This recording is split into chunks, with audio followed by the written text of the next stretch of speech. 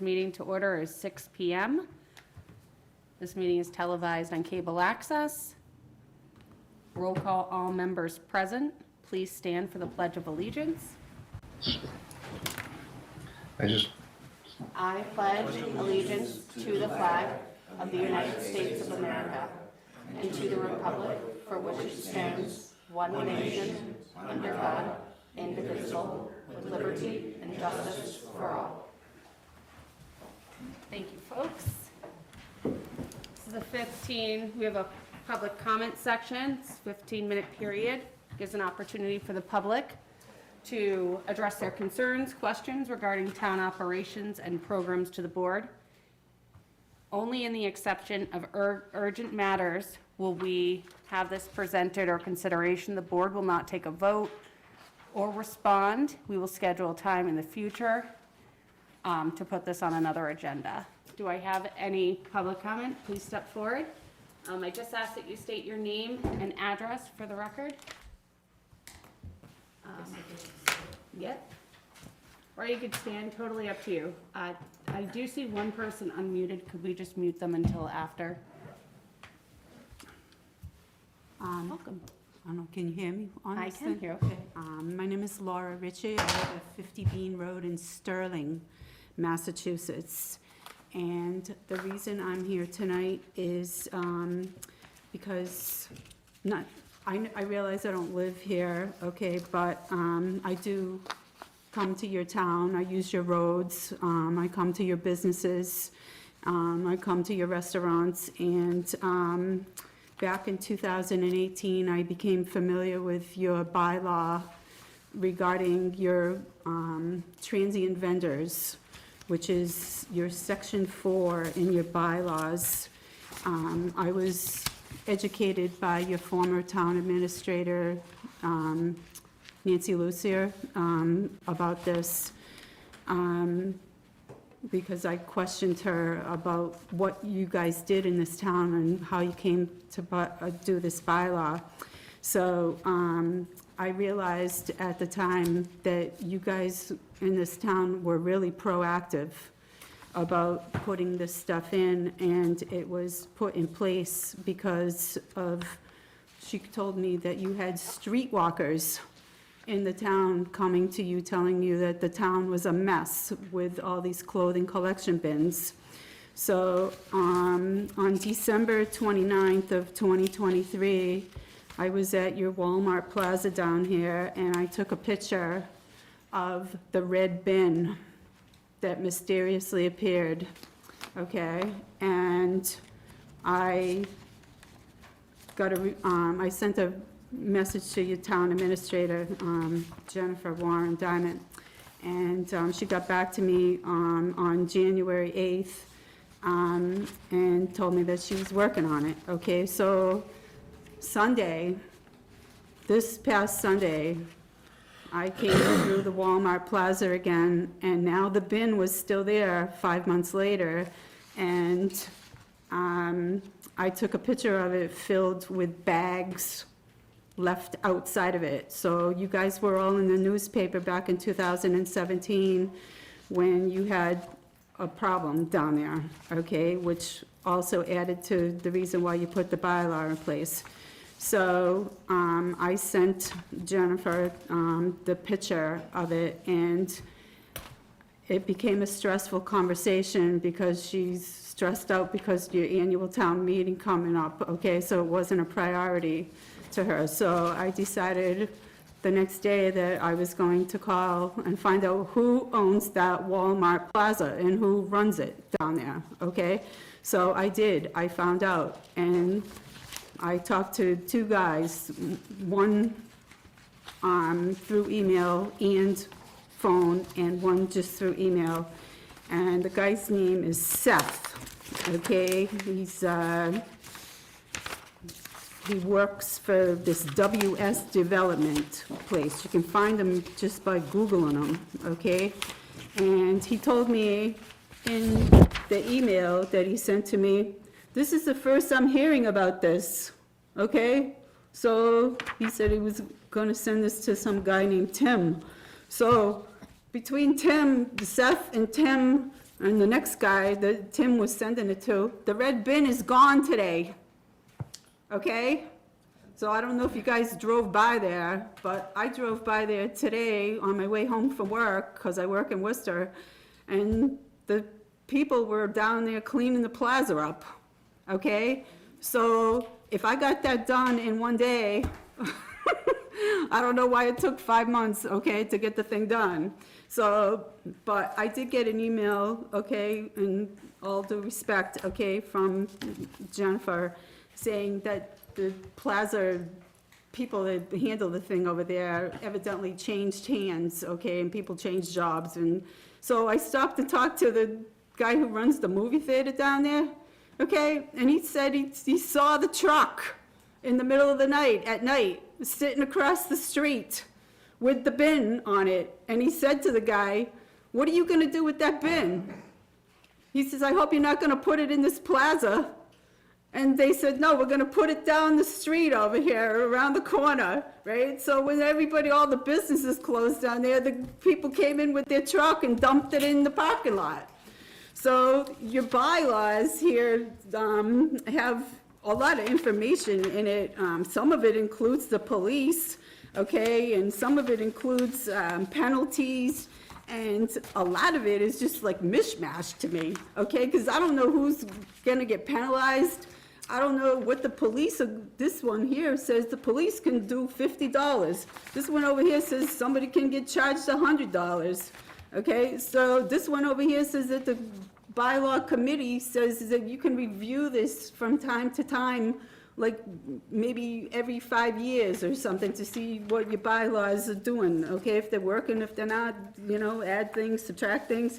Okay, so I know from what I went through with Nancy that she told me that like places like down the street here that the gas station, that they have to pay a fee like $40, and the bin owner has to pay like a fee like $30 or $40, and they have to sign a paper, okay, saying that we will keep this area clean. So you're responsible and accountable, so you don't have all this trash all over the place. So the guy here, this Seth, okay, he told me, "We didn't authorize that red bin to be put down the street." I said, "I know you didn't, okay? These people are fly-by-nights, okay? That's why your bylaw was adopted from the Massachusetts General Laws, Section 101, for transient vendors. That's what they're considered, because they don't have a brick-and-mortar business, okay? So it's about accountability. So I suggested to the guys from that WS Development, I'm gonna suggest to all of you, to make sure that those people that have those businesses down there, they all know who to call for that WS Development, or whoever they pay their rent to or whatever, that if they see a bin down there, call right away and tell them to come and clean it up. Okay, because it's violating your bylaws. So I thank you. Do we have, if you can leave those, what I will do, we can't talk about them. I realize that. But it will give us a chance to put them maybe on a future agenda, because it seems like you have a few of them highlighted there, so we'll look at them. And then thank you for calling up to have it removed. Jennifer's told me that you have another town meeting in October. Yep. So because you have a bylaw that has to be voted on in town meeting, okay? So I encourage you guys, okay, to review this thing and to make the changes and make it clear, because when I called the police department about it too, because they're in here, okay? And they said, "I don't know what you're talking about." Right, so if you leave those with us, we'll take a look at it and go through them, because it looks like there's a few of them. But thank you so much for your time and coming into town. We can Continue shopping here. I also want to say, because I heard somebody mention something in here about your townwide cleanup, okay, and you're out of yellow bags. I just want to let you guys know, 2 times, okay, not this, one time this year and one time a couple of years ago, I cleaned up your streets. I busted my butt, okay, for 4.5 hours, just in a little area down on Route 12, going towards Sterling, where before you get to the Baldarelli place at the bottom of the hill, that place is always full of trash. I busted my butt for 4.5 hours there cleaning up 5 bags of trash by myself, okay? So I would encourage you to encourage your neighbors down there, the people that live down there, to help keep the street cleaned. I've already cleaned up 20 bags of trash in Sterling on my own. Thank you so much. Thank you. Have a nice evening. I'll make copies for you. Thank you.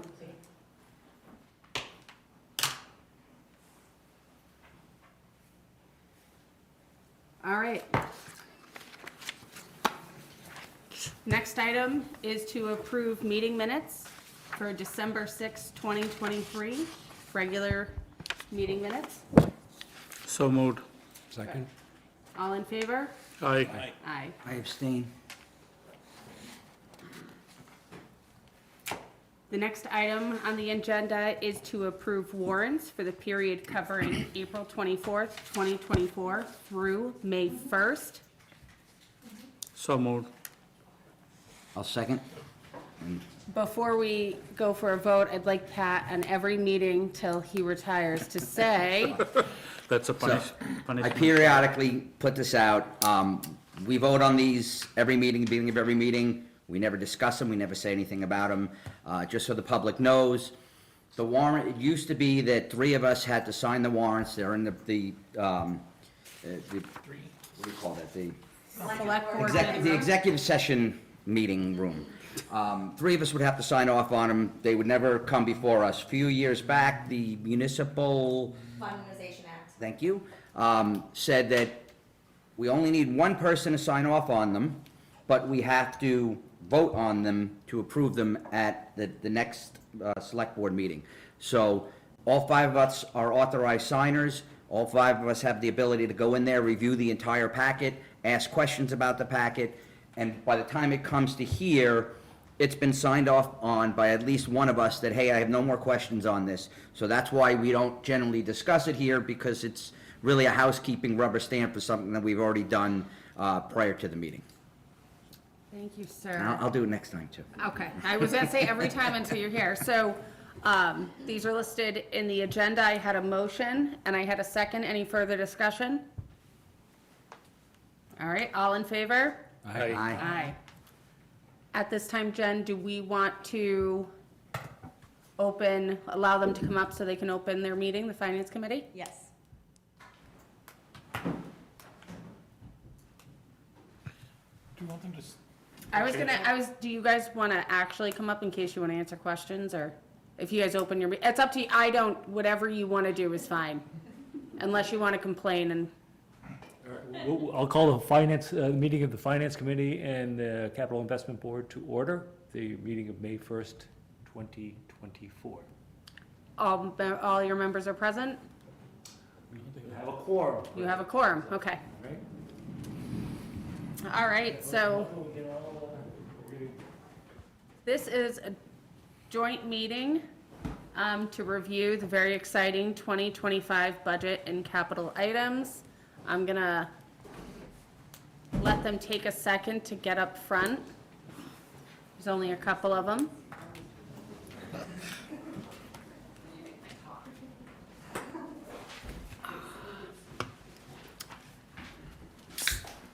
How's it feel to be in the house? They always put me in the middle. Folks, I want to let you know you weren't in the hot seat. I don't know if you just saw what happened. And we're all encouraged to talk. Yes. No, I'm only going to ask you questions. All right, so how do you want to kick this off? I know there's a bunch of things floating around. Yeah, so thank you, Madam Chair, and to the members of the public and to the Finance Committee for everybody being here. We have, I believe, all of our department heads represented either physically in the room or available via Zoom if there's any questions on anybody's particular budgets. Over the past several months, Finance Committee and Capital Investment Board have been meeting with individual department heads, meeting amongst themselves to discuss the various operating budget requests, but more so the capital requests as of late. And they've also been preparing for the educational forum, which I'm going to plug a few times tonight, that will be held on Monday, May 13th at 6 PM at the Senior Center. So I have put together the presentation this evening for the FY 2025 budget that I'm going to share shortly. For everybody's edification, I want to make it clear that the Finance Committee, that neither the Finance Committee nor the Select Board have taken a position on the budget at this point. Finance Committee has taken a position on some capital items, which we'll get to, but at this point, so that everybody is aware, nobody is backing or supporting or favoring a budget. This is just the town administrator's presentation of her budget. I'm talking in the third person already. Okay, here we go.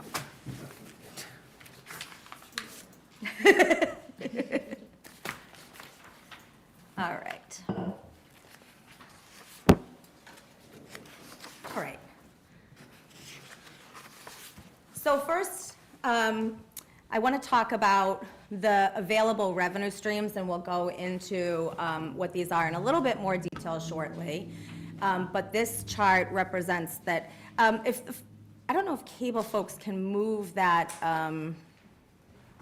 yes, that, thank you. So you knew exactly what I meant. Yes, okay. So, that's good enough. We'll take it. We'll take that. All right, so the majority of the budget, the revenue source for that is from taxation. 73.5% of our budget is made up of taxation. That means residential, commercial, industrial, personal, property taxes. So in a town like West Boylston, that's really largely on the backs of our residents. 12.8% of our budget comes from state aid, and that's minus, so the state giveth and the state taketh away. So we get our funding, and then on the flip side of that, the assessments where they take some away. Local receipts account for 10% and other for 3.7% of the budget. So that taxation figure, how do we get to that? So last year's levy limit was $20,733,377. The Prop 2.5 allowable increase provided for another $518,344,000. New growth, which for those who are watching, new growth is any new properties, new businesses that are currently being taxed, or that will be taxed, that haven't been taxed before. This can be a brand new structure or something as simple as I've added a garage to my property, so anything new. We conservatively estimate new growth because we don't know what's coming online. One of the challenges that I know the Finance Committee will be discussing at their May 13th informational is that new growth in West Boylston is very difficult with the available land that we have. Available land?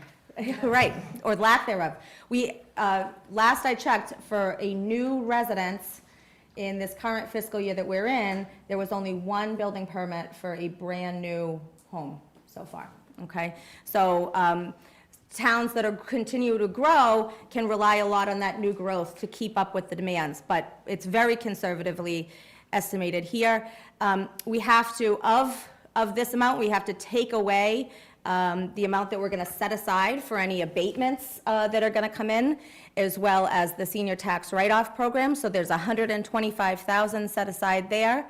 We have an excluded debt of $798,850. That's the library, senior center, town hall, and police station, which results in our maximum allowable levy limit for fiscal year 2025 at $22,075,561.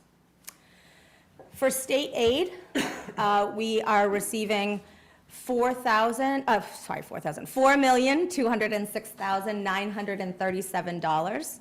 The majority of that is Chapter 70, which funds our schools at $3,182,925. The next largest sum comes from unrestricted government aid, also called UGA, such a nice acronym, at $981,077, and then a few others to round out that figure. And then you'll see below that we have a total of $347,176 in assessments that need to come off of that state aid. So this is what I was talking about previously. The state giveth the top number and taketh the bottom number. Our estimated local receipts, we always are going to estimate our local receipts on the conservative side in case that we, something is off and that they don't end up coming in. So our local receipts are $3,013,335. The largest majority is coming from motor vehicle excise tax at $1,176,000. And then I want to skip down to the third bullet there, the pilot, payment in lieu of taxes, $683,580. Does anybody know, this is a pop quiz, what that is in relation to? What is that money? Mostly to jail. That is, no, it is the taxes we receive from the DCR property. Oh, That's it. You knew, I was gonna say, you knew this, I brought this up. Are they the only ones that pay pilot? do we get pilot money for the jail too? or We no? do not. That's right, we've been yelling at Jim for that That's for correct. a decade and a half. So all that state land that makes West Boylston a beautiful place to live, it's assessed at a whopping, or we get off its assessment a whopping $683,000.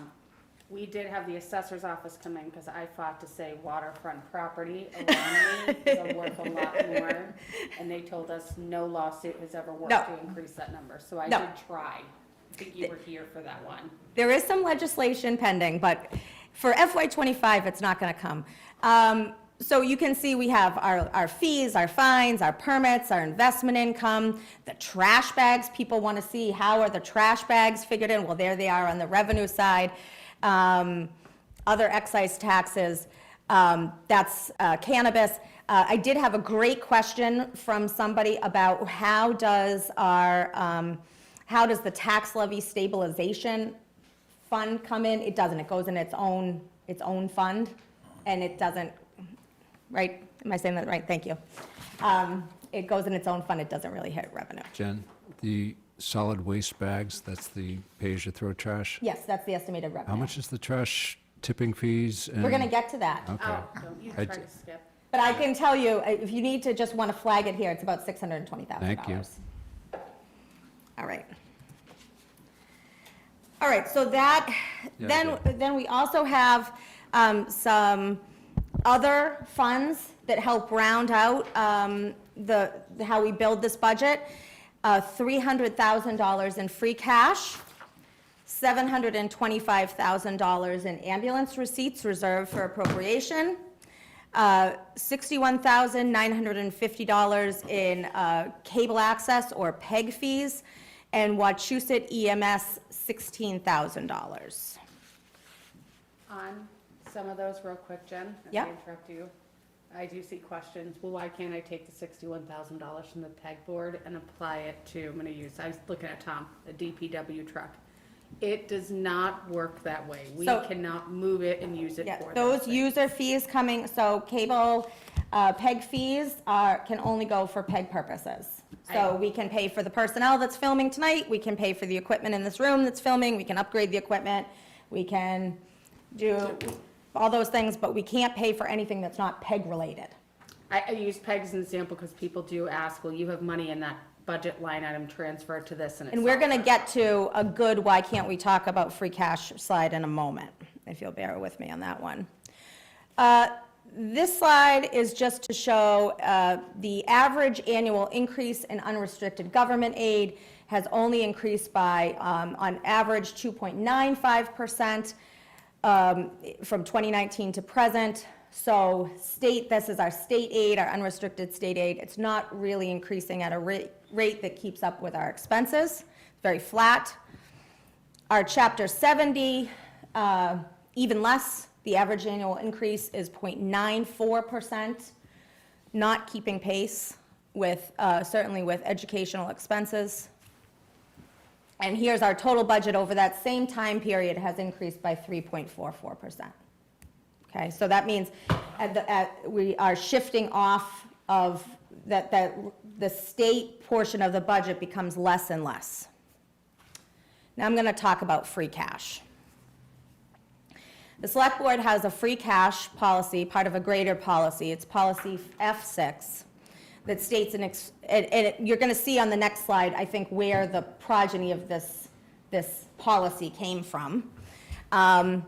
Except in extraordinary circumstances, unassigned fund balances should not be used to fund more than 1% of the ongoing and routine year-to-year operating expenditures of the town. Moreover, as much as practicable, the town will limit its use of free cash to funding one-time expenditures, such as capital projects or emergencies and other unanticipated expenditures, and will appropriate any excess to build reserves or to offset unfunded liabilities. Said another way, free cash is an unpredictable, unreliable, one-time revenue. One-time money should pay for one-time things, okay? In the FY25 operating budget, there is $300,000 in free cash included. On the next slide, I've done some analysis to go over the last 21 years of use of free cash in the operating budget. You can see in the past fiscal years since the 10s, which is, I believe, about probably when that policy the policy had two different iterations, but when that first came to be, it was probably about 1% of the operating budget. But you can see we're steadily growing the amount of reliance as the budget grows. We're creeping back up. But I want folks to look back to 2005. 662,000. 2006, 625,000. 2007, 755,000. 2008, 366,000. In 2008, there was also a Proposition 2.5 override proposed at that time. The total Prop 2.5 override was $3.1 million, and it failed at town meeting. Cumulatively, there has been a total of $6,783,732 of free cash in the past 21 years in the operating budget. This is $6.7 million, and I'm not blaming, this is not a blame game, but this is to illustrate the point of why can't we continue to rely on free cash in the budget. That is $6.7 million of capital items, repairs, upgrades. Arguably, if it had been invested, is certainly a building. A small one, but a municipal building. It's OPEB funding, it's stabilization funding, it's all sorts of things that are not year over year. Free cash should not be used unless impossible in our operating budget. It is a sign that we are not doing well financially. Now we're going to go to that operating budget. So the total, I'm going to call this the base budget because there is talk. We are proposing a Proposition 2.5 override. The slides that you are going to see are all based on our base budget, which do not account for an override. We'll talk about the override at the very end of the presentation, if that's all right. The total, did I put the slide? I jumped too far. Okay, thank you. I hit the buttons. The total operating budget for fiscal year 2025 is $30,051,607. It breaks down as follows. Education at $14,137,414. I know these numbers are really boring, but if you want to look at the pie, pieces of the pie, sometimes that's easier. It's this big light blue pie down here. Other, which is benefits, insurance, ESCO debt. Next biggest chunk, public safety is next. Public works is next. General government, it's town hall, next. Culture and recreation, library, and then human services. So that's how it breaks out. 54.9% of that is salary and wages. Jen, is that salary and wages, that does not include the insurance on that, the benefits part? Correct. Okay, thank you. Salary and wages alone. 45.1% is everything else, including, as Mr. Crowley pointed out, the insurance. To illustrate that a little differently, I had a great suggestion from a member of the board to throw this slide up. If we're gonna break out the budget between education, municipal government, and everything else, that other category, health insurance, general insurance, 47% goes to education, 26.7% goes to municipal government, 26.3% goes to things that are largely outside of the control of anybody in this room or anybody in this town. 7.889 million goes to things that we cannot control and are our largest cost centers. So general government, what I would argue is the core of the government, sitting here in this position, is 4.8% of the budget. We're going to go through, I'm going to put, a lot of this is for folks on, I'm going to put this up online. If folks are watching, this will be online tomorrow. Each of these different departments, moderator, no change. As we go through, if folks have questions, if folks want to just kind of shout out, so the department heads that are here can respond to your questions if they're not explained here. What's that? Is anybody keeping an eye on the people online if they have questions right now? There's no chats. I I can was see them here. worried about that, but I feel like There's They no should- they should have chats. come. There's no hand raising. I can see it here. No hand raising, no I want to chats. know where the 7,500 is, because I've never got my $3. It's $1. It's misleading. No, I've got 3 years. So it's some of your town meeting expenses, it's different things that we buy, But your Jen, citations. to that point though, Jen, your salary itself is not $214,000. No, it's not. No, it's not. I wish it was. That'd be great. Yeah, I'd but go on a big I vacation. I think, just thought that was important to highlight that's, How come our pictures aren't in the middle one? yeah, you have a picture. Hey, where's our pictures? Okay, no, you know Long what, meeting, we're guys, getting- come let's- on. All right, we're going, keep going, I'm All sorry. right, so no change to moderator or selectmen. Selectmen's, so that does support the work of the selectmen. That's a good question, because I think we'll just talk about this one for a minute and we won't dive that deeply into the rest of them. These budgets are broken out into supplies, services, salaries. There's sub-budgets under each one of these. If the select board's gonna go to a ribbon cutting and we need the ribbon, or if we're gonna buy special paper or buy a plaque for a retiree, those are 7 conferences that you attend. That's probably the biggest one, the Mass Municipal Association Conference in Boston. The town meeting mailer, that all lives there. Okay. So town administrator, down fractionally. I had high goals of going and attending ICMA conferences, and we just don't have the time or the budget, so I cut it. No change in finance committee reserve. This is for unanticipated things that may come up. We have an increase that I think most people in the room are aware of in the town accountant's office. There was a staff member that was promoted in FY24 to assistant town accountant.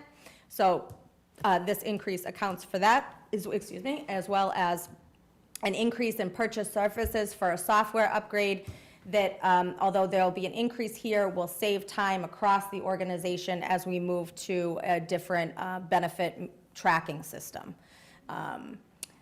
Town audit is down. Every other year, we have to do an OPEB actuarial study. This is not that year, so we're able to save some money here. I just want to flag, I don't think that we had to reduce this line.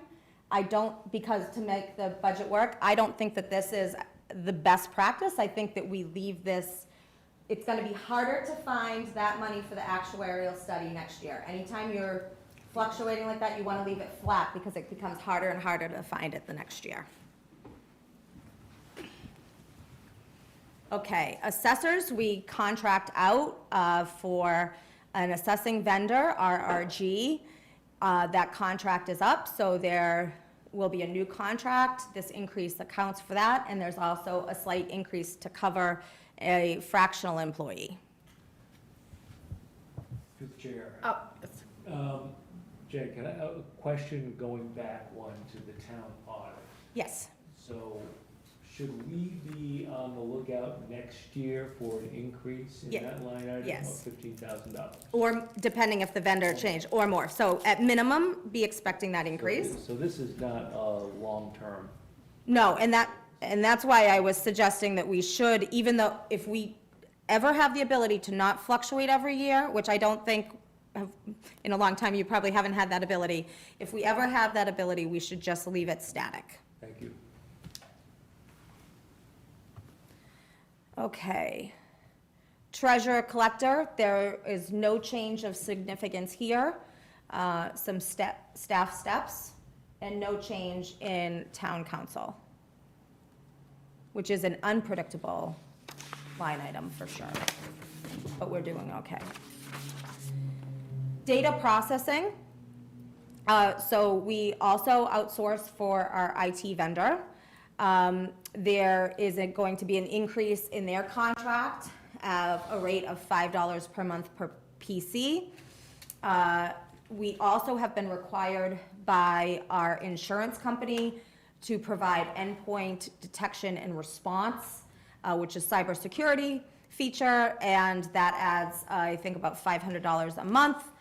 All of our, or the large majority of our software contracts are housed within this budget.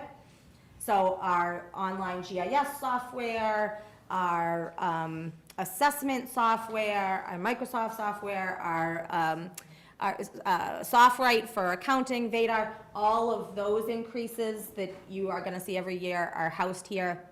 And there is a scheduled replacement for 8 computers and 1 server. So accounting for a pretty significant increase here, $36,000, but I think arguably for an organization of our size, to be only spending $150,000 on IT, we're doing well by outsourcing that service. I would, you'd never get me for that. Don't give me, have me answer now. Okay, our town, One question back to that side. I see you're replacing that. Are you also estimating that costs, I'm guessing, the migration from one server to the other, or is this an extra server that you're adding in-house? no, that's covered under the contract. It is? Yes. Okay. Sorry. Can we expect increases going forward in the magnitude of the one that we are looking at for this year?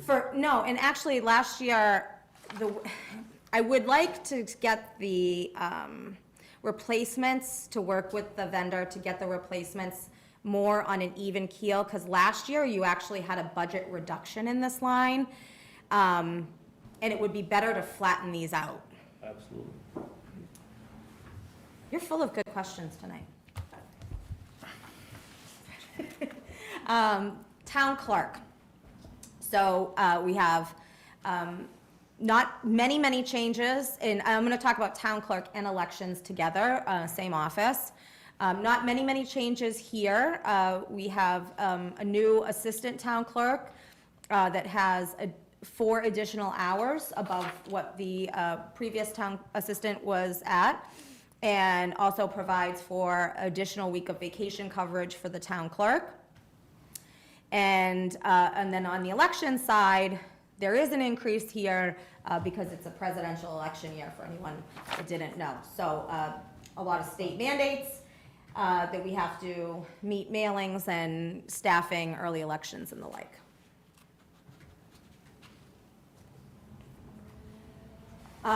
No change to everybody on this page is support staff for these boards, Conservation, Planning Board, and ZBA. All are supplemented by revolving funds for those departments. There is no change for Conservation or ZBA. There's a very minor increase in Planning Board, as a lot of the work that the Planning Board is endeavoring is not, we can't rely on applicant fees to update our bylaws. So we need to increase, they ran out of money pretty early this year. Town Hall, minor increase.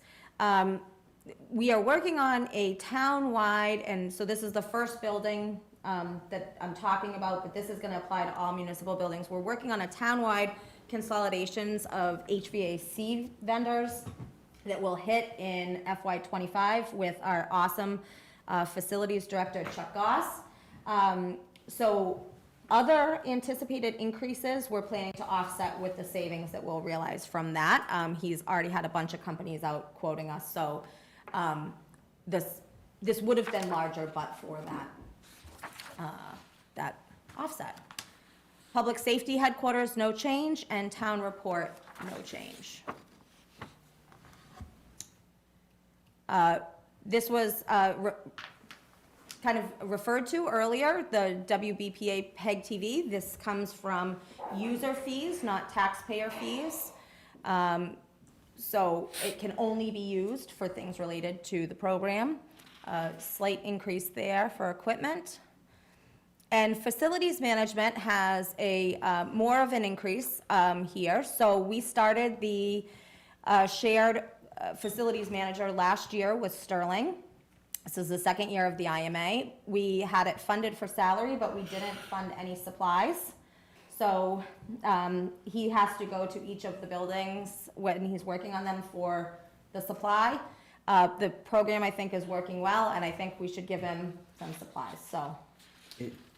Is there gonna be a corresponding reduction in the supply line items for each of the other buildings? There's not, no. Their purchase services for the maintenance of their buildings, their contracts are really eating, especially, I can see Lisa's on here, she can nod, really eating in above and beyond in some of those, the 9,900. Okay. And then a wage increase as well for the facilities manager.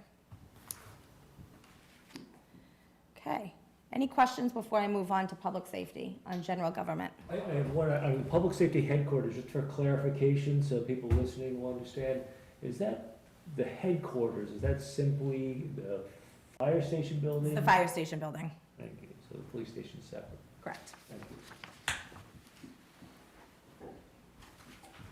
All right, so, oh, I went too fast. So public safety, pretty large sector of the municipal government, $3,748,676, representing 12.5% of the budget. Police, a small percentage increase, 3.31%, but when you're talking about big budgets, that dollar value is obviously larger, at $61,000. We have folks that are, unfortunately for West Boylston, starting to retire, so we are anticipating hiring to replace 3 officers this year. And there will be associated hiring costs. There'll be a sergeant leaving, so we'll have to provide a sergeant's exam, as well as physicals and uniforms for the new folks. In the agreement, the collective bargaining agreement, we agreed upon a one-time stipend for body-worn cameras. This, rather than having impact bargaining around that. So that one-time stipend is including here, as well as contractual obligations, longevity, shift differentials, and clothing allowances. So personnel will be the key drivers in most budgets. Fire, though, you see a much smaller increase. You may argue a disproportional increase. Last year, when we funded the 3 additional positions in the fire department, we were trying to get firefighter paramedics based on what we were offering at the time, and more so, the availability of paramedics in Massachusetts. We were unable to fill any of those positions at the paramedic level. So we have just filled, almost a full year later, the 3 firefighter positions with firefighter EMTs. We are anticipating that having these folks on board, we will have less reliance on overtime, therefore offsetting the market adjustment that we did in the collective bargaining agreement that you all haven't seen yet, but we believe that those will offset.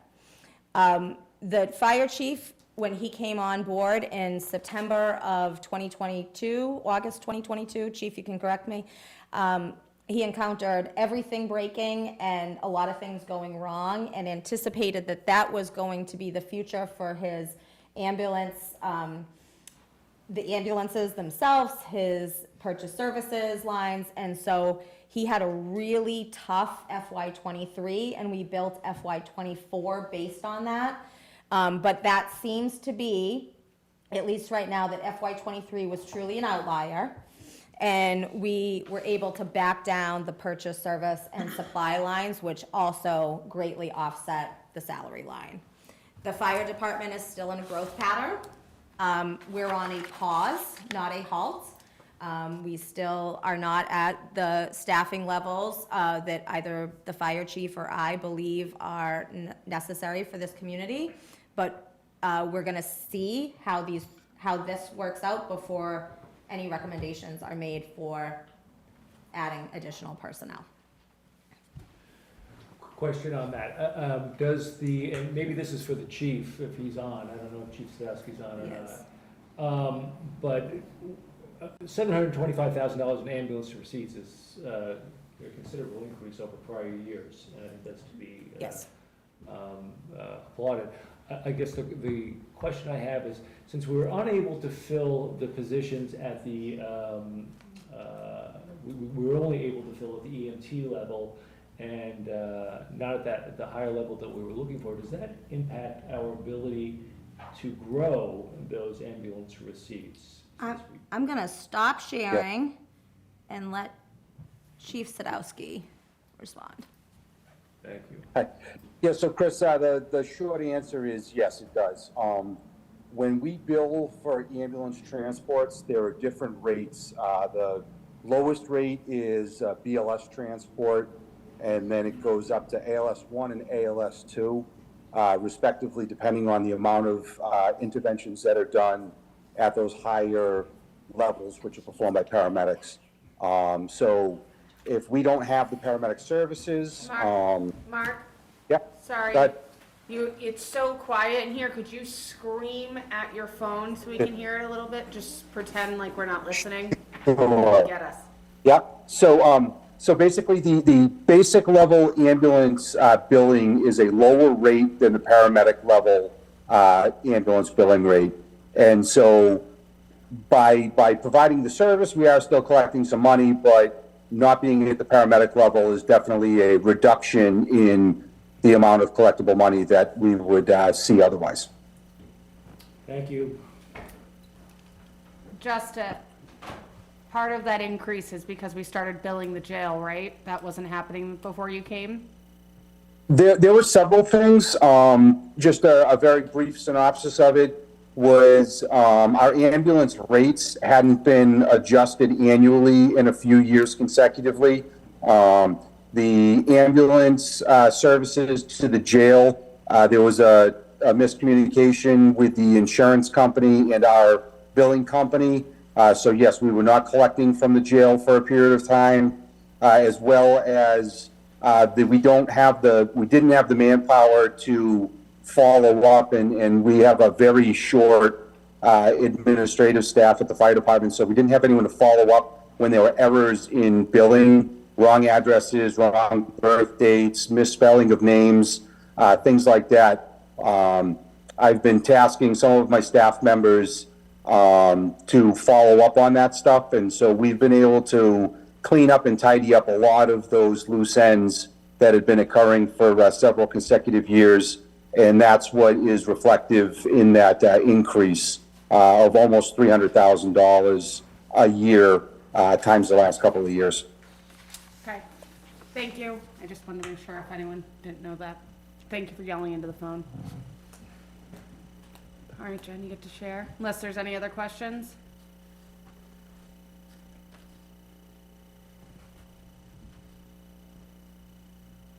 Okay.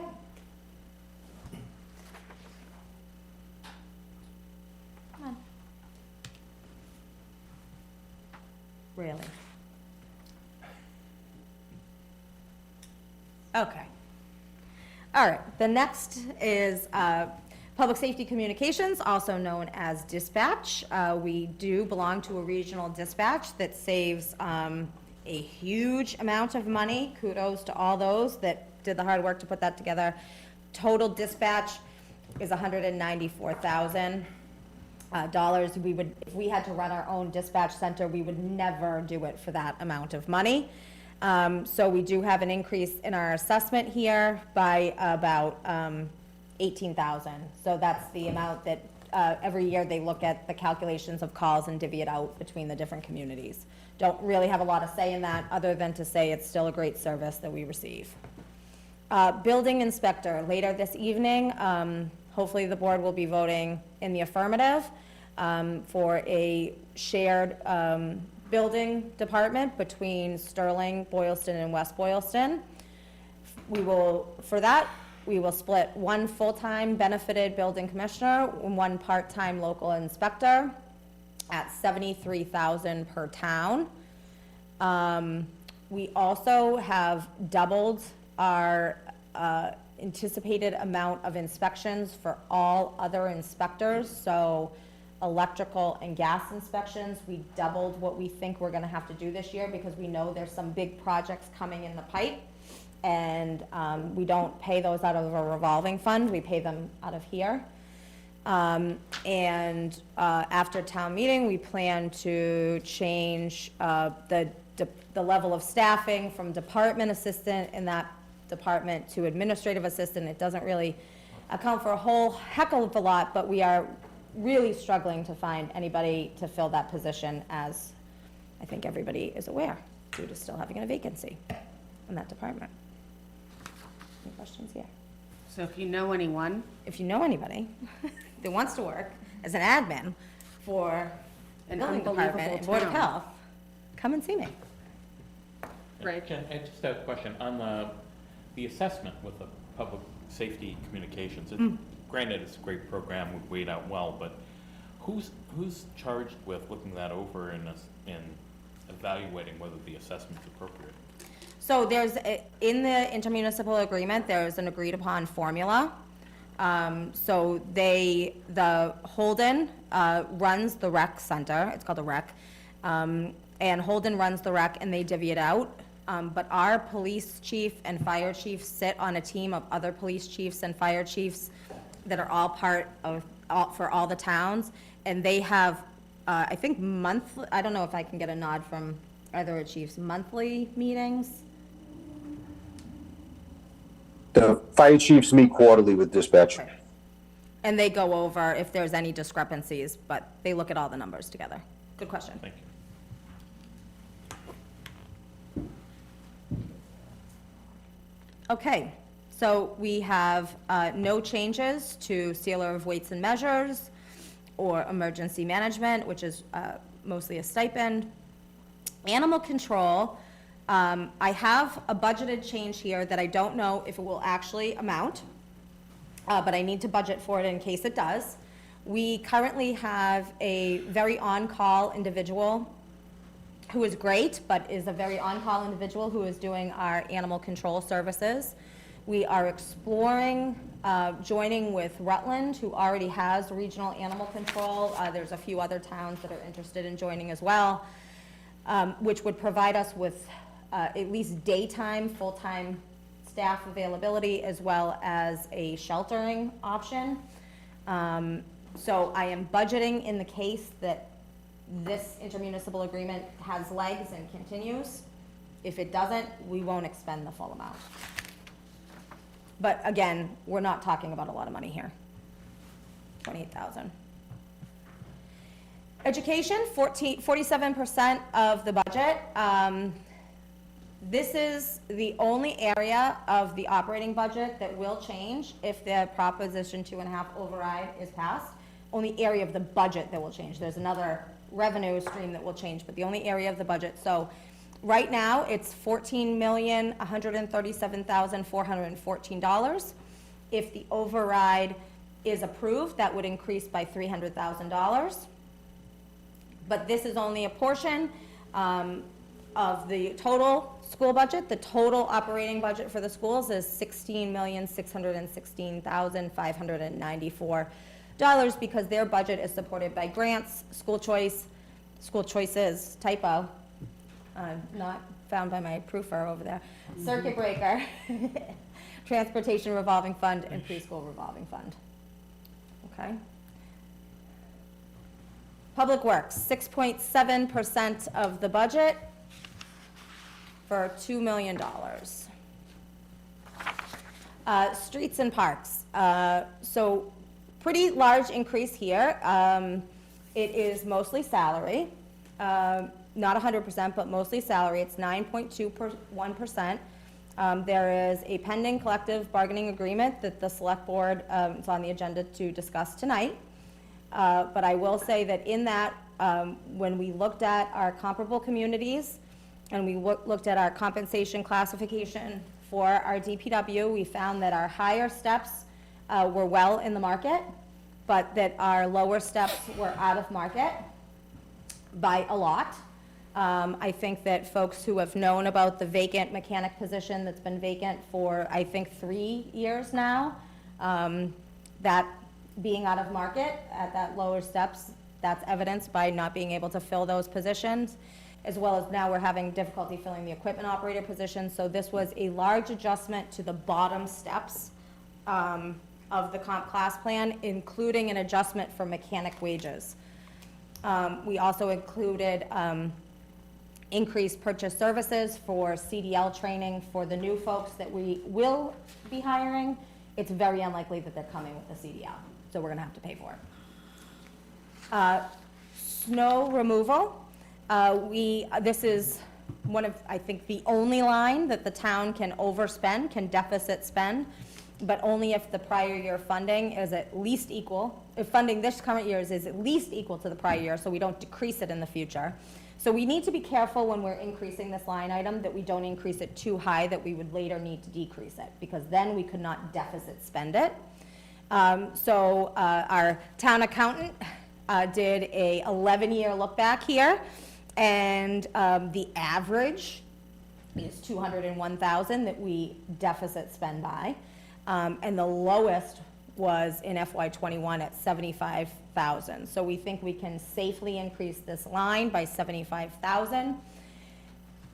I want to, for the public's edification, we have to clear the snow and the ice regardless of whether or not we have money. So we deficit spend it, and then we replenish this from other sources later on. Why are we adding 75,000 now rather than just keep following that practice? It's going to be harder to find that money, especially if you're in one of the years that it's a $200,000 year as we go forward. So we're gonna increase it by 75,000, so if you're in a $200,000 year, you only have to increase it by 125. So Jen, I have some questions on this, and I'm not gonna expect the DPW director maybe to know the answer, but just because he is just starting in the last few months, but we've seen a decline in snow and normal, I mean, we used to get snow all the way up our garage. Is this something where you think it's just maybe when we're placing the order of, or how we're doing the streets, you think this is kind of our? So regardless of, and correct me if I'm wrong, Tom, but regardless of the snow accumulation, prepping for and preventing ice is very expensive. So we might not have a snowfall that we're clearing, but we still need to be out salting those roads.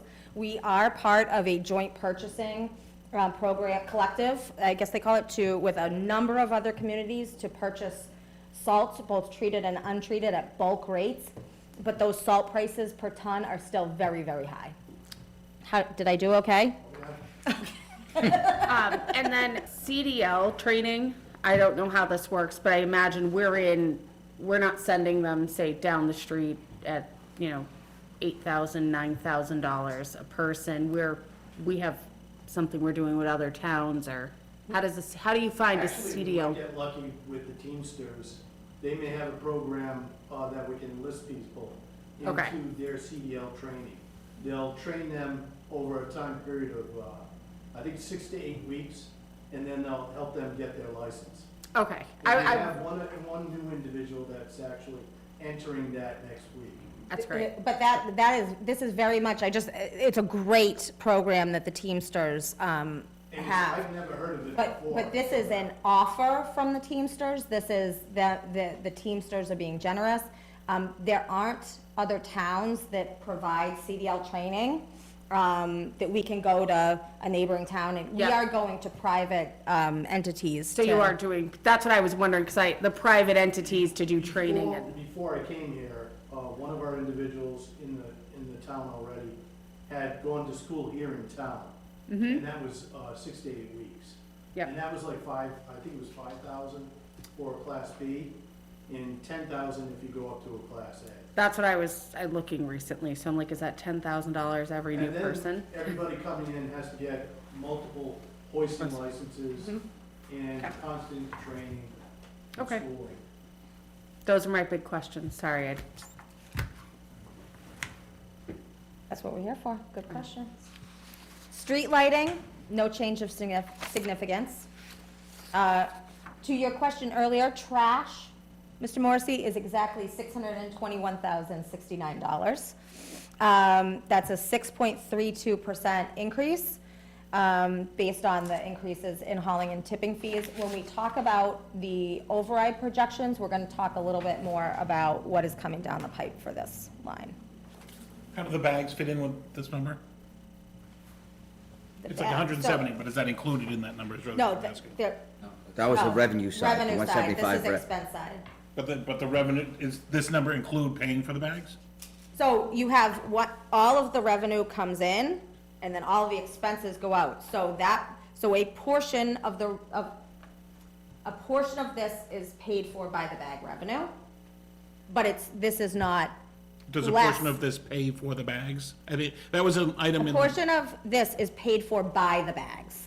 Okay. You guys are misunderstanding each other. Yeah. The bags that we have to pay for, that we then sell, is the, From Waste Zero. right, Yes, does this include the Waste Zero bill?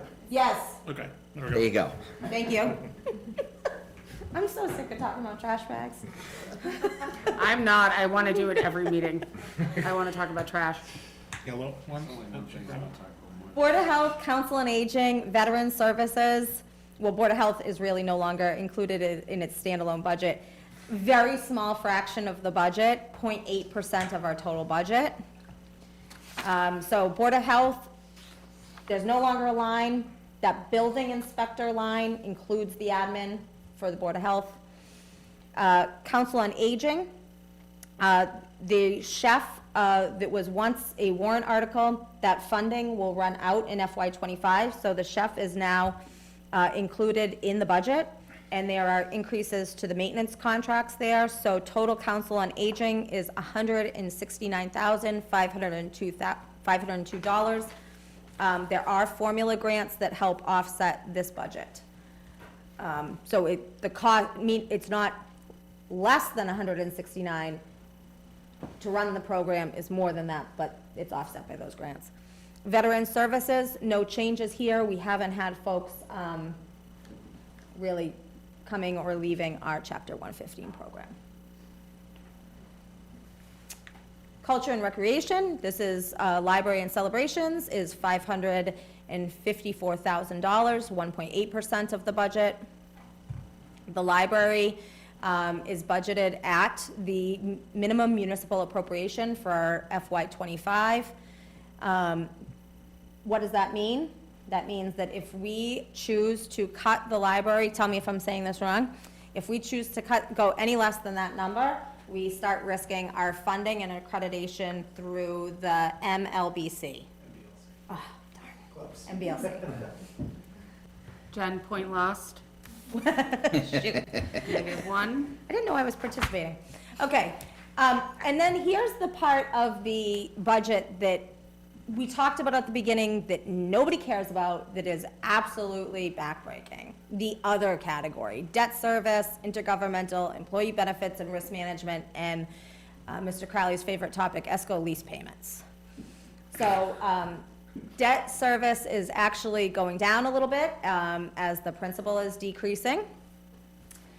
No change of significance in intergovernmental. This is things like Wachusett Earth Day, the rail trail folks. But employee benefits,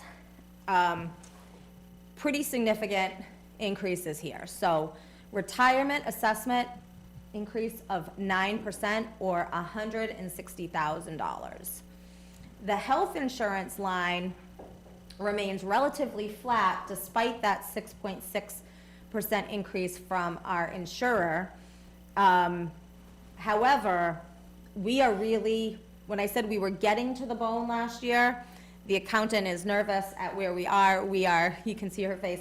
We are to the bone on this line. This will not be, unless we have a whole lot of shifting personnel with people coming off of insurance or changing from family plans to individual plans, this will not be a source for budget fixes as it usually is. This will not be a source for snow and ice. This will not generate free cash. We are very close. We have built in for 7 additional family plans that are not currently occupied, because we know we need to have a buffer as people leave and come in. We're gonna assume that they're gonna take a family plan, but we know that we are hiring 3 officers this year, and right there's that this also includes whatever hires happen at the schools. So also, the 9.2 increase, is that from some people here retiring? Or- No, that's from the Worcester County Regional Retirement Board Okay. sends us an assessment where they say, this is your bill. Okay, and they are the one that pay the retirees? Yes. Okay. So they tell us what our bill is every year.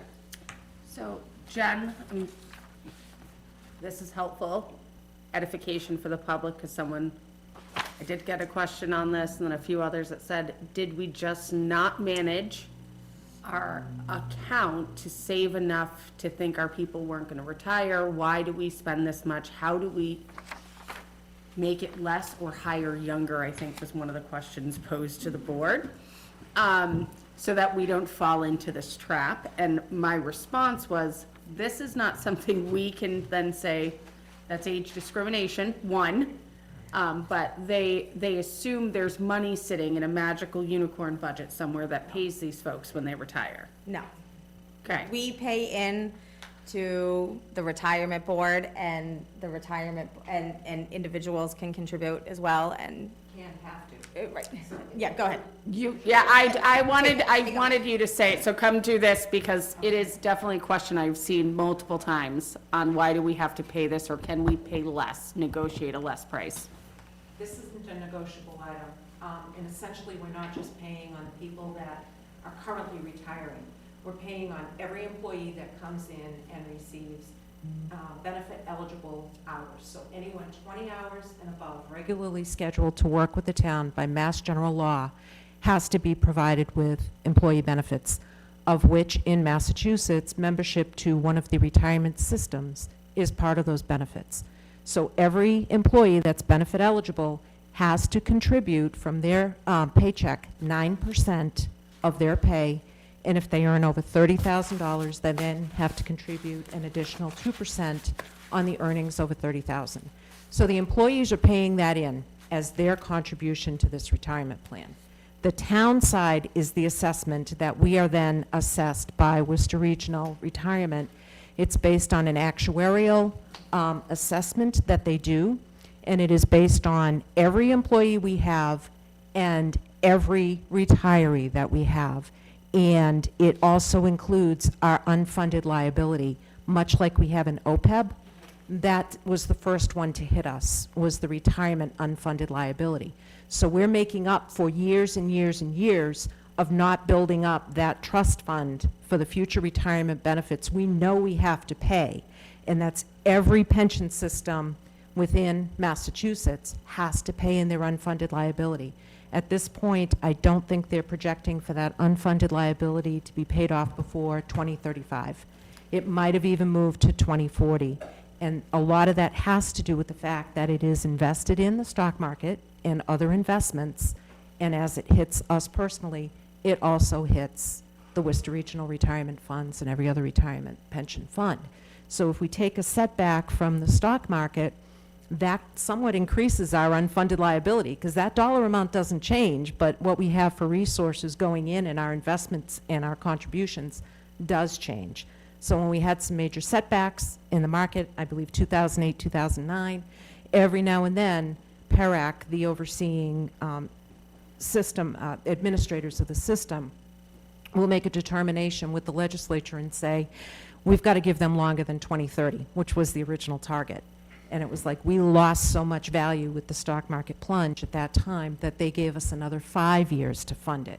And like I say, I don't remember now if it's 2035 or 2040 at this point, and each retirement system makes that election as to what their target for that unfunded liability completion is. So it's not negotiable. We don't have a choice. Worcester Regional Retirement has committed to its member units, mainly, Worcester Region, that they will not assess greater than 9.95% in a year. So it won't cap that, and sometimes it's less than that, but on average, we've had a 9.02% increase over the past 10 years when we did our averaging out. And that was what the increase was from 24 going into 25, because we got the assessment already. The other part of that assessment amount is that we have included the sewer and the MLP in that assessment amount for that line item. No, we include the MLP, not the sewer. The sewer is budgeted straight on theirs. The MLP then reimburses us, and that's part of your local receipts, miscellaneous revenue that you found. I think it was $343,000 this year or something like that. So again, we pay it out in our budget and they reimburse us, and it has to come in as a revenue. We can't just make that budget line smaller. So that's a net, that's a wash.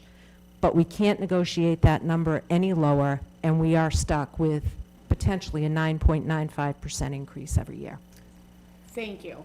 You are welcome. Madam Chair, through you, just one, hold on. One clarifying question, just to reiterate, but kind of to state what you've already said a different way. The unfunded liability, this was not a West Boylston issue. This was a statewide legislative involvement. And actually, nationwide, because it became part of, Pat knows the better than I do. Wasn't it Enron? Yeah, Enron. That was the issue that, What really happened was. that the- Sarbanes-Oxley or something like It's that? now gotta show up on our balance sheets. It does, And yeah.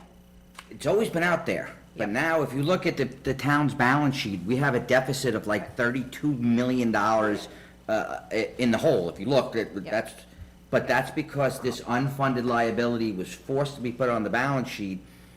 Everybody knew it was out there, it was never spoken about. And rightfully, they forced it to be put on the balance sheet, and now people are saying, okay, let's start doing something about it.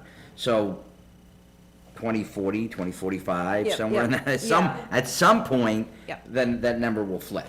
Right, exactly. It does have a limited life, but then what we will probably look forward to, if we had to put on our financial crystal balls, once you get that pension, unfunded pension liability paid for, I would imagine at that point, the state and/or the powers that be are going to then require you to pay down the OPEB unfunded liability.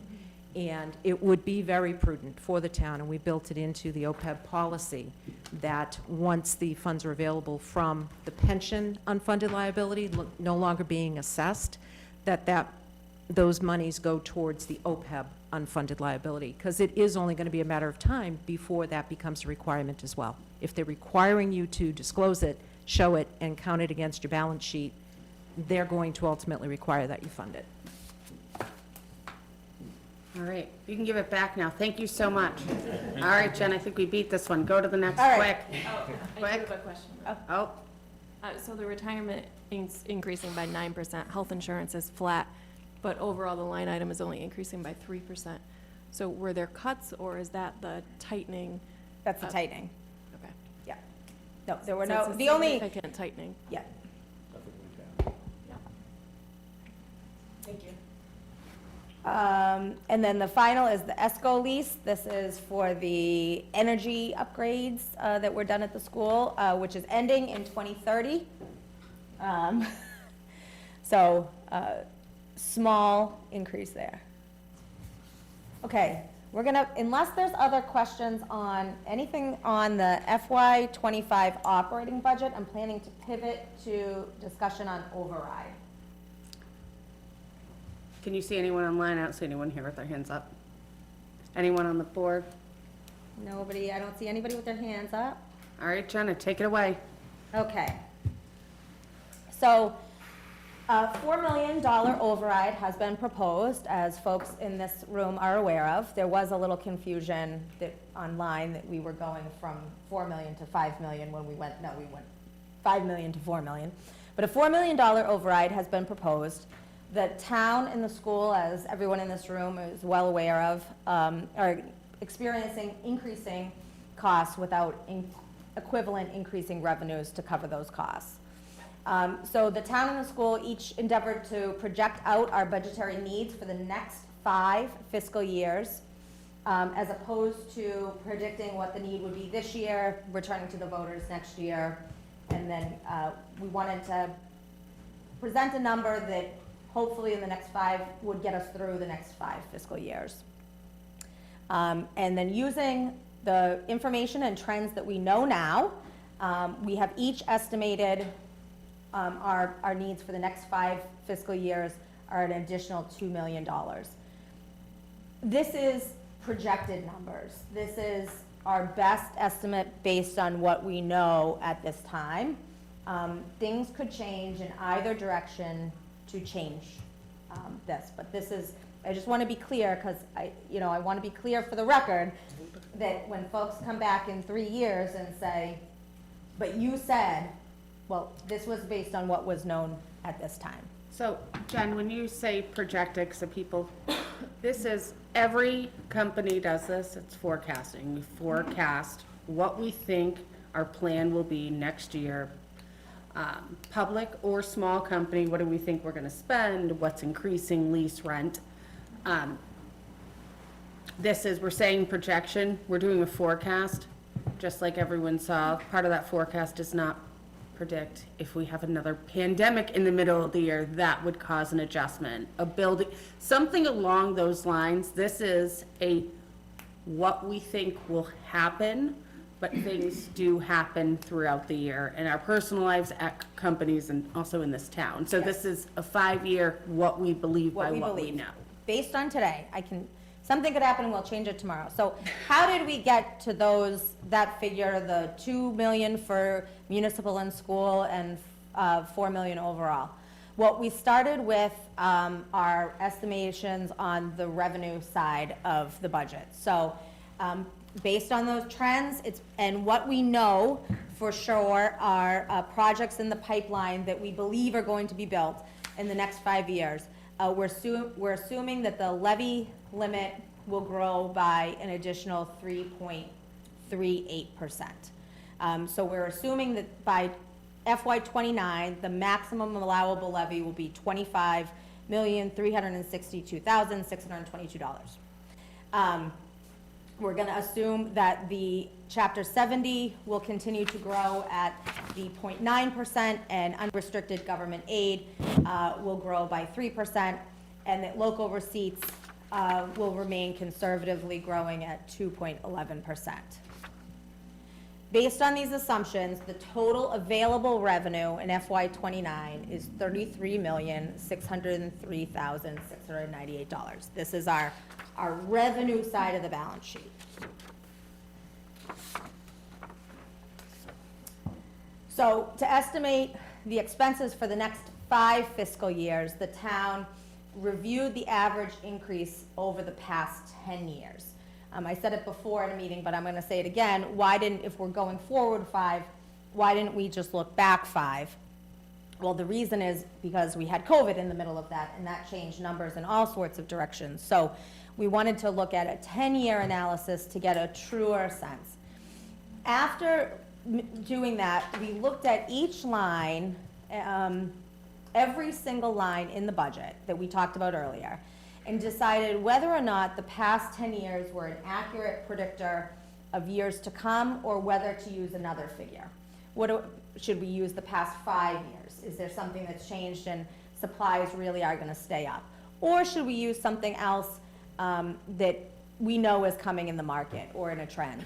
We also considered items that are not currently budgeted that will need to be incorporated into the operating budget, and there are 2 of those.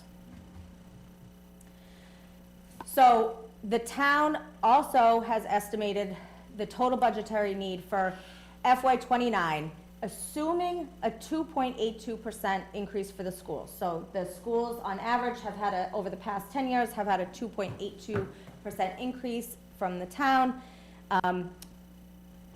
This total number of expenditures is $35,741,178. This does not include the $2 million projection by the school, but it does include that 2.82 increase. So to an extent, there's really no way not to double count that 2.82, but we're gonna get to that in a moment. So again, you have the $35 million expenses, $33 million revenue projection, resulting in that little over a $2 million deficit, but that also takes into account that 2.82% is being counted on the town side and the school side. So what are the major drivers on the town side of the equation? So general health insurance over the next 5 years, these numbers are going to exceed $2 million, okay? And that's because the revenue side is not static. The revenue side continues to grow by Proposition 2.5, continues to grow by new growth, all those things. So, but that's why if folks, I know this can be confusing, folks might want to go back and look at the revenue prediction slide deeper to see our estimated revenue and how that will offset this a bit. But general health insurance, we are estimating a 9% increase based on the current trends.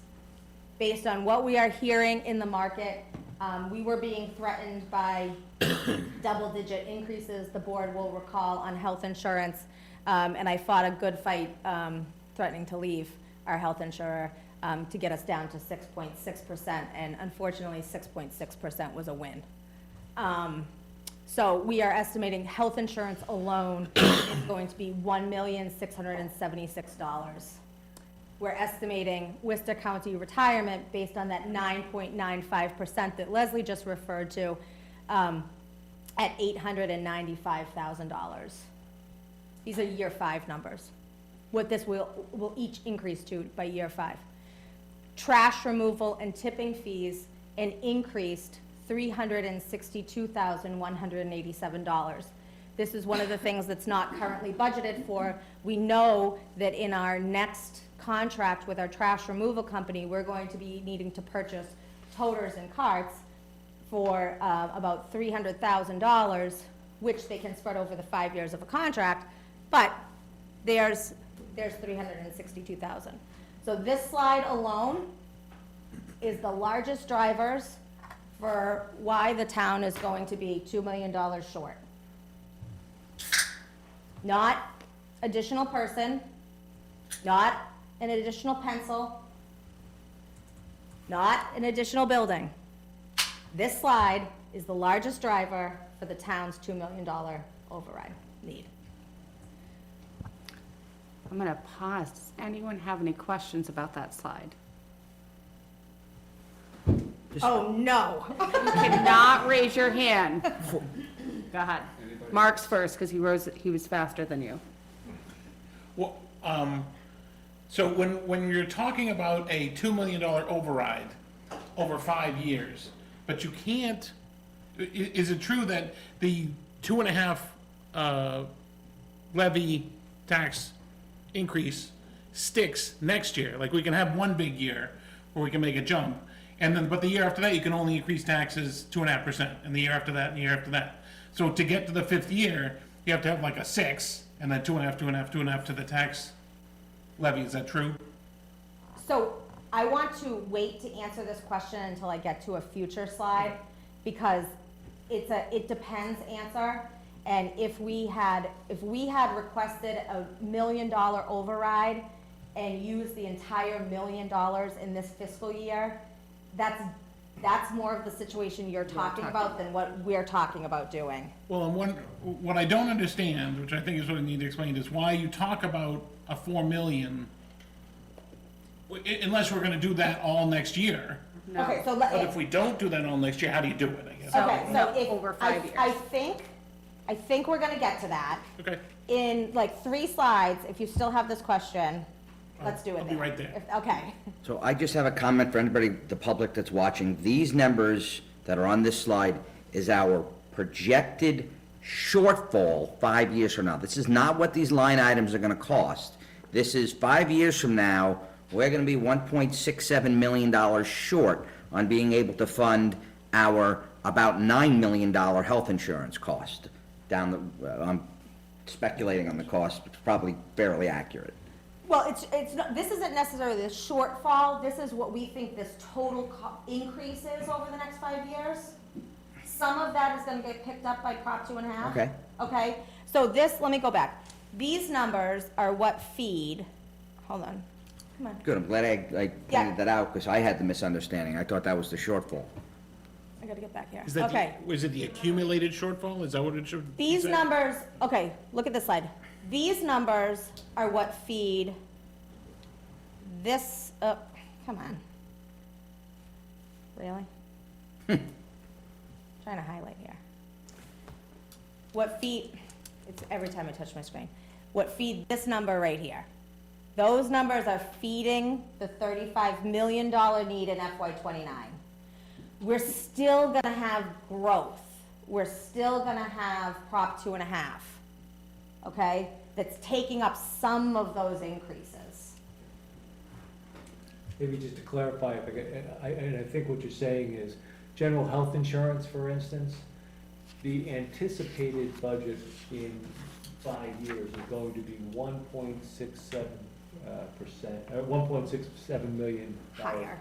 higher than it was Got it. based on a 9% increase year over year.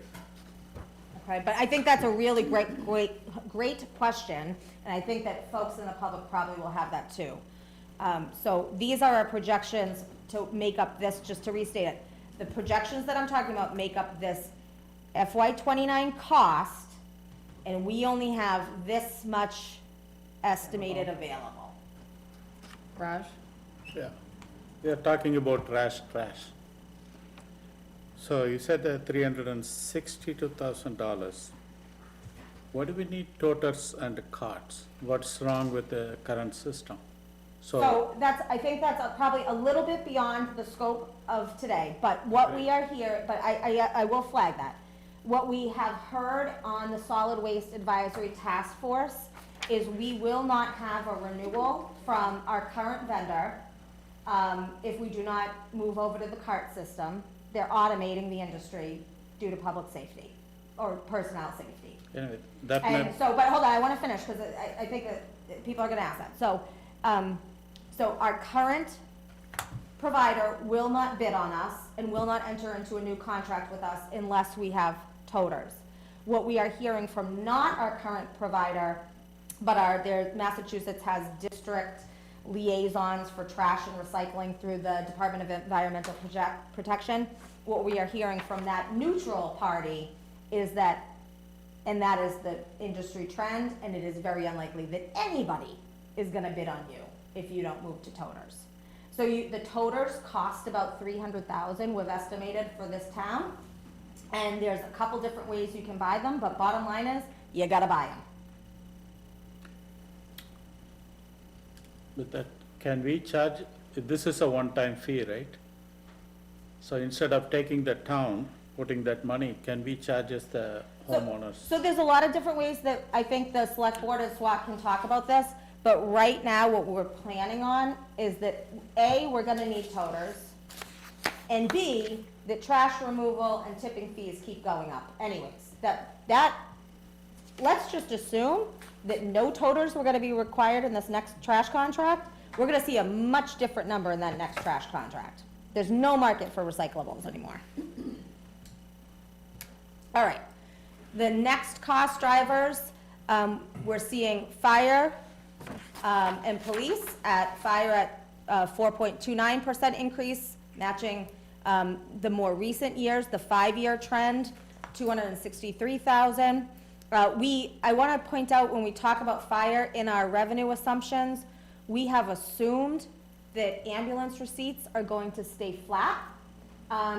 If ambulance receipts change, that would change, but we've made that assumption that it's still gonna be the 725,000. Police department, we're going with the 10-year trend.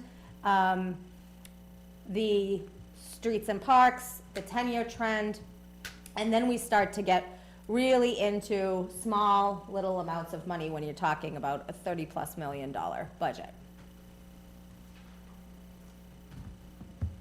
And then the one item, or the second item, in addition to carts, that is not currently included in the operating budget, but needs to get into the operating budget, is MS4 compliance.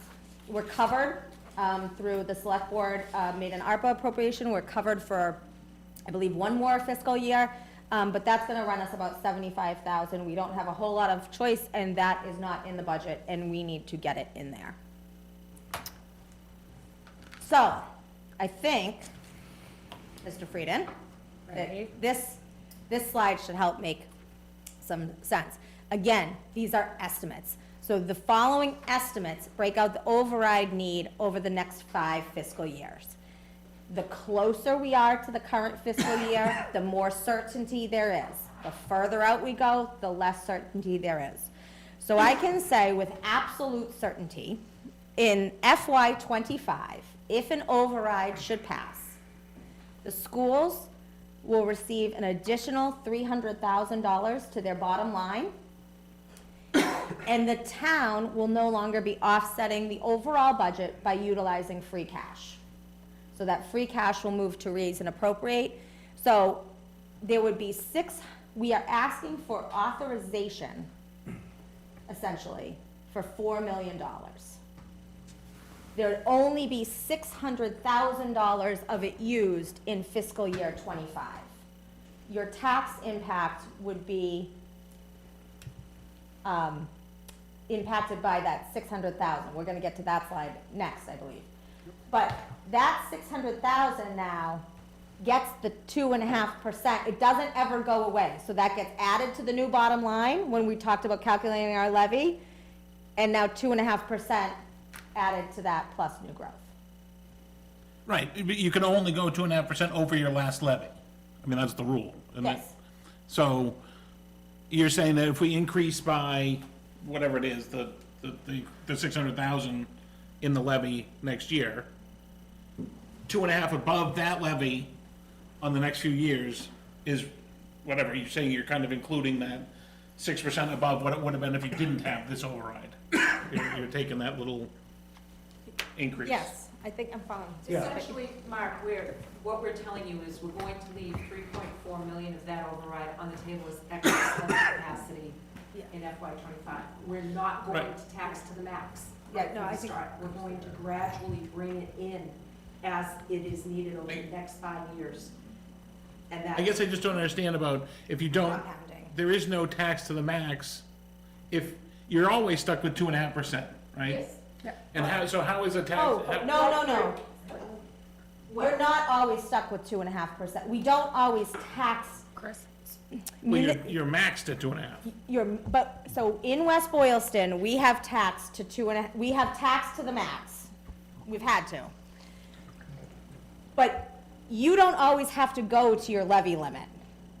But our levy limit is our levy limit at 2.5%, that's what So we're stuck with. if you don't go to your full levy limit, Yeah, say you have excess levy capacity on the table. This is actually why for 1 I year. believe that going to your max levy limit is actually good for the taxpayer, because otherwise you can get bit really hard. If you don't tax to the full levy limit, say that's let's just use round numbers, say that's 100, whatever, 100. If you're only taxing to 50 and you're leaving 50 here, yeah, in that next fiscal year, even though the difference between 50 and 100 is well over 2.5%, you can automatically, if the voters approve it at town meeting, go to 100. and that's not You're an not override? you're capped, the 100, the top, your limit is what's capped by the 2.5%. If you don't have, you can go above 2.5% in any fiscal year and spend it if you have excess levy capacity. And the levy capacity doesn't evaporate from year to year based on your levy of the previous year. No, it doesn't No. go down. It aggregates. It keeps going. Yes, And- yes. And if we approve the 4 million, that 2.5% applies to the whole 4 million, so that the levy capacity, That's what it's comes not levy going to up, max it. Yes. Okay. it's not going up 2.5%. Your tax bill in this scenario is gonna go up 2.5% on the 600,000.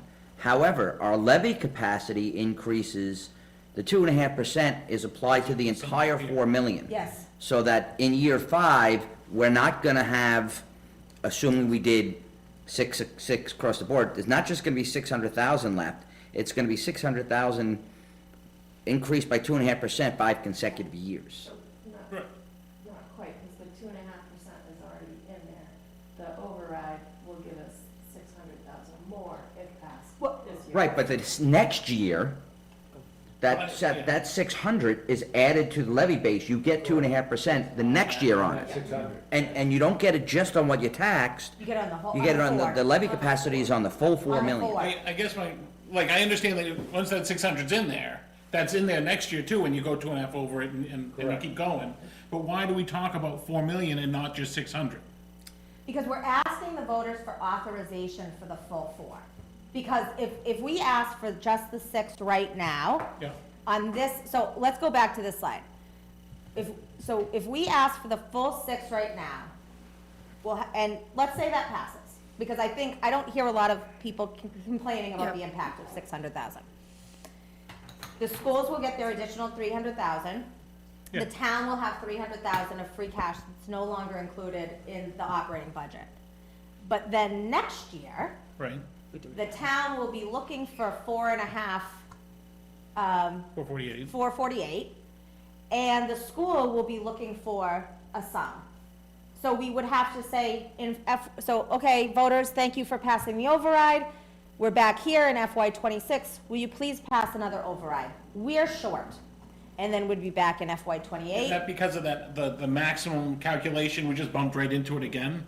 Yes, we'd keep bumping into the max, because. But if we have this huge one, then it's way out there. The issue is that, the bottom line issue is that our revenues in this community are not keeping pace with our expenses. There's a lot of reasons therefore. A lot of them have to do with our lack of growth. But lack of growth, if we were a community that was growing, and we don't have the availability to grow, frankly, but if we didn't have 50% of our property owned by an entity that's paying $680,000, and we could put up neighborhoods and commercial and all the like, this wouldn't be the problem that it is for West Boylston. So we are relying on, almost wholly, on the 2.5% that's allowed each year, when our expense side, like everybody's expense side, is vastly outpacing 2.5%. Okay. And, the only thing I would say is, I recall a presentation on levy limit calculation. I don't remember when it was. And it clearly showed how you calculate that maximum. I didn't know we were always bumped into it. I think that would be necessary for people to understand, and you could have the 5 years there. So that is on the Proposition 2.5 Q&A on the website. Okay. And you Maybe can that's what I watch saw. videos on the levy limit and the levy ceiling Okay. and all of those things. I am not gonna pretend that levy limits and levy ceilings and excluded debt aren't a very, very difficult concept for folks. This is, I think about every time I look at it, I have to go look at the definition again. This is hard to understand, it's not intuitive. We recognize that. These questions are good, because if you have them and you've been eating, sleeping, and breathing municipalities for however long, the residents absolutely are gonna have these questions. Okay, so we are trying to take, rather than to keep coming back to the taxpayer We're trying to go one bite at the apple. This is what we think. We hope that there will be things that happen that we won't have to go to this by FY '29. But, based on what we know right now, this is the reality. I think dramatically, we would have to take our acre lots right now at 50% of our town and be willing to chop that in half to build double the amount of residential homes or commercial property to grow. That someone asked how you generate, that is, you have to build stuff to generate money, and no one wants anything built. So you're kind of at an impasse here. Well, And they want lower taxes and more services. And they want low taxes and more services. Well, Jay, I think you had said this the last meeting, that this is a values choice for people. This is Yeah. this is what your I don't expect that folks are gonna go joyously to vote in favor of an override. It's, do I like the character of the community that I live in as it is, or do I want that to change? Do I like having, large yards and my neighbors not, we're not triple deckers all next to each other? Or is there something in between? Do I like the way West Boylston looks and feels, small town, big heart? Or could it be a little denser, small town, big heart? That's a question for the residents. Not at this town meeting, but that's a question for the residents. Do I like the level of services as they are?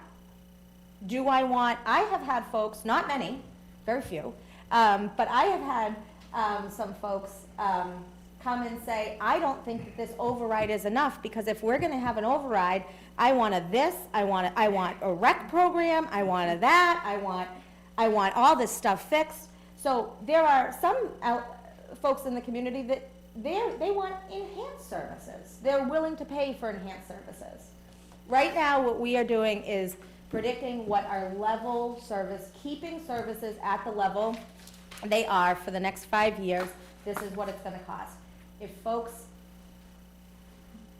don't want that, that's fine. This is a choice. It's okay to say no. But saying no means not this year, but there will be cuts coming. Because that if we remember back to that slide that had the education, municipal, and other, that other isn't going away, and it's not getting smaller. So it means municipal and school get smaller to make up for the growing other. Reading this slide, let's remove the 300 for the schools, because it's only on the FY '25. You've got FY '25, 300 going to the town. Is FY '26 an additional 148? Is that? Additional 448. But remember, the 2.Y, it's over, no. Oh, wait, It's 120. 148, yes. Okay, so it's Yes, cumulative, then it's it's an cumulative. additional, so then Yes. FY '27, it's an additional 65,000? Yes, Okay, got it. yes, yes. Okay. That, now this slide makes sense to me.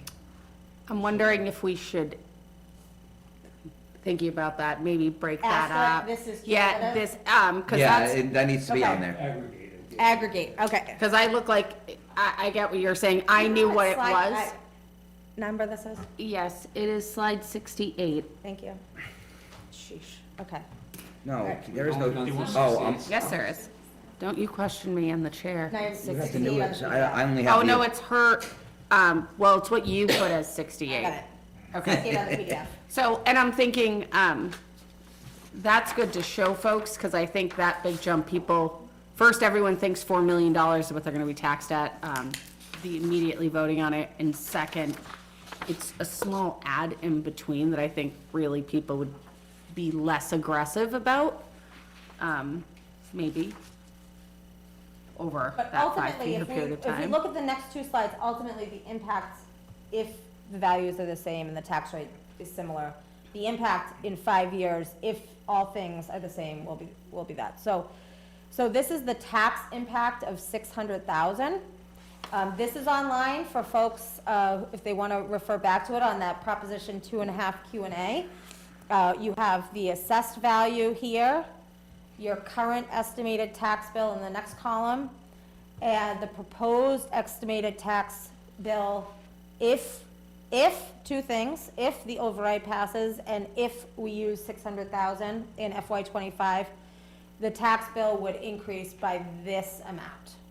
Okay, so this would be the new total bill, this is the new amount. So a $550,000 home, your tax bill would increase by $225 for the year. Now, if Above a normal increase. above the normal, so you were paying $8,129, you're now paying $8,354. There's also a slide available on that site that compares our taxes to our neighbors that I think is informative. I saw some commentary that we pay less taxes than Watertown and some other inside 95 Belttown. No, our tax rate is higher. I mean, we pay more taxes than them, is what the argument was. Our tax rate is higher, but look at their proposed estimated tax bills. They're much higher. Yeah. So, 4 million. If we needed the 4 million today, and we were going to tax to the full 4 million, that same $550,000 home would see an increase of $1,512.50. So again, we're starting with the base bill of $8,129 and increasing that bill to $9,641. And that is it on the operating budget. FinCom, don't go anywhere, you've got capital. But unless there's any questions on operating, I'm gonna stop sharing. I just had a question, Go for actually, it. I think it's for Pat, about, you were saying that 600, the 300, 600, 900, or 100,000, that accumulates so that the increase that the town needs is only 60, whatever, when it says 964. Yeah, but in my mind, I was assuming a $300,000 increase per Year. year, which it's not. So it's the change from one year to the next year. It's, the first one is 300. Yep. I don't have the slide in front of me. The next one was 450, so Yep. it's another 150. The next one goes up to 900 and change, so we're going up $500,000 that year over year. Okay. So, but when I initially said it, I said, oh, 300,000, I was doing math in my head that didn't translate. Okay. Now that I thoroughly lost everybody with what I just said. And now I'm not quite understanding that slide as much as I did before my question. Jen, from an informational standpoint, I'm a little concerned about the structure with the set aside, not including the schools in the total amount of drawdown against the levy limit. As the real numbers, if we assume it's a 50-50 share between the two sides of town, is gonna be double the amount that are shown on the slides. Yes, so, so tonight, I think somehow we need to accommodate yes, that. I think that I need to get that information from the school department to include. I'm going off the information that I have that Leslie has helped provide for me, but I need that information. I didn't realize you didn't have that part yet. Okay, thank you. So I want to thank, unless anybody has any questions for the department heads, I want to thank the department heads for attending tonight that don't have capital. If you have capital, stay on.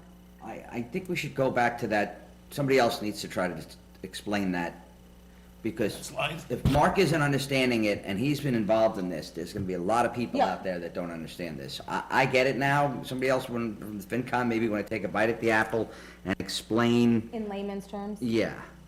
And then I think also what I heard is maybe mimic, ask the school to kind of look at these slides and maybe see if we could mimic, And add them to, give me the add data. them to this and maybe do like a side by side, but with that asterisk too, just so it doesn't look like it's jumping 500,000.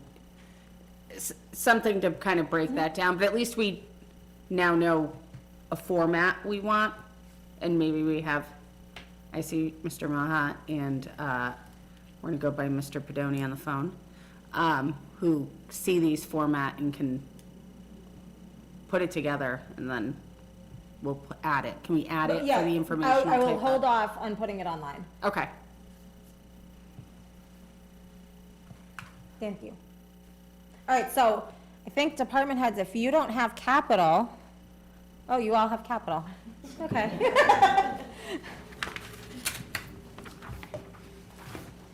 All right. I have an error in your memo in your packet for capital. Oh, of course. Thank you. So, Capital Investment Board has, like I said, been meeting with the department heads and have recommended a number of items for positive recommendation at town meeting, except that I've over-credited the recommendation by $750 So, the dump trucks. yeah, I mean, I guess one of the things, when I was going through our minutes, we had the correct numbers, in Jen, but our minutes state that we approved only $750 less than what was the actual amount. So we do have a form of the Capital Investment Board here, and I guess we could certainly consider a vote to full amount, or we can put it on a future agenda item, but I think that would, that's the inside debt exclusion that we're looking to find those Yeah, I think- trucks with.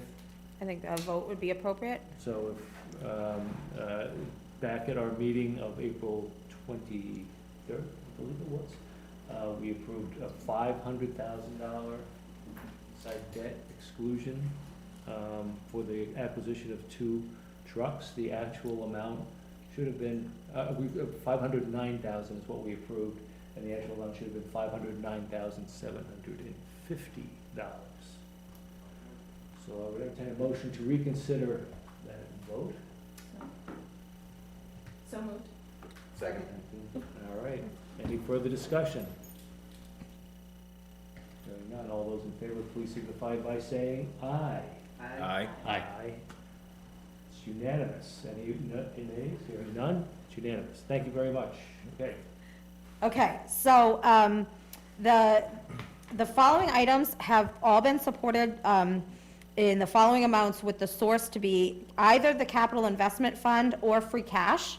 I want to say, in full transparency, I realized today that I did not have what I'm going to call the traditional backfill article, where if we use funds from the capital investment fund, we backfill the capital investment fund with free cash on the warrant. So if the capital investment fund is used, we'll need to backfill this with free cash in the fall. So, fire department backup generator, $75,000. Tennis court resurfacing for Goodale, $44,998. Basketball court resurfacing for the same, $25,292. 2 vans for the schools, $82,000. 1 library boiler replacement, which we're gonna talk about another one shortly, but $33,500. Fire and DPW building and feasibility study, $200,000. Air handlers for the town hall, $500,000.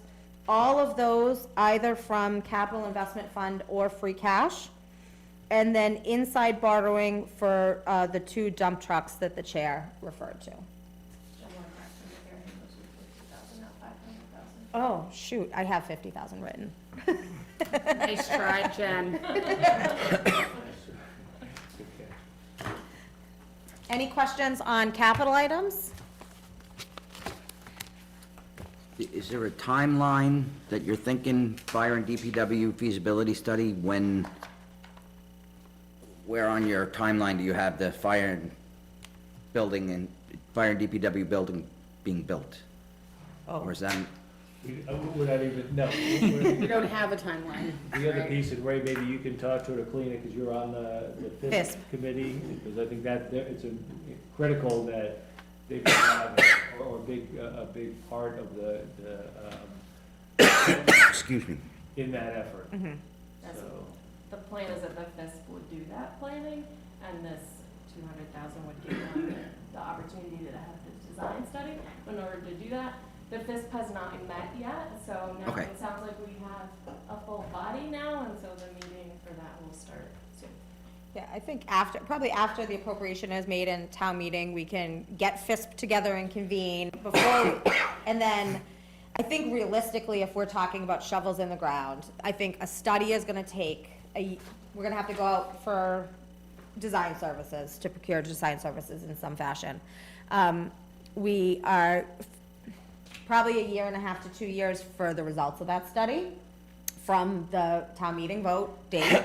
And then there'll be a lot of planning that's gonna be needed between now and then, I mean, after that study's done. And then I would say probably the earliest would be 6+ years before there's a shovel in the ground. And that's assuming everything gets approved along the way. Correct.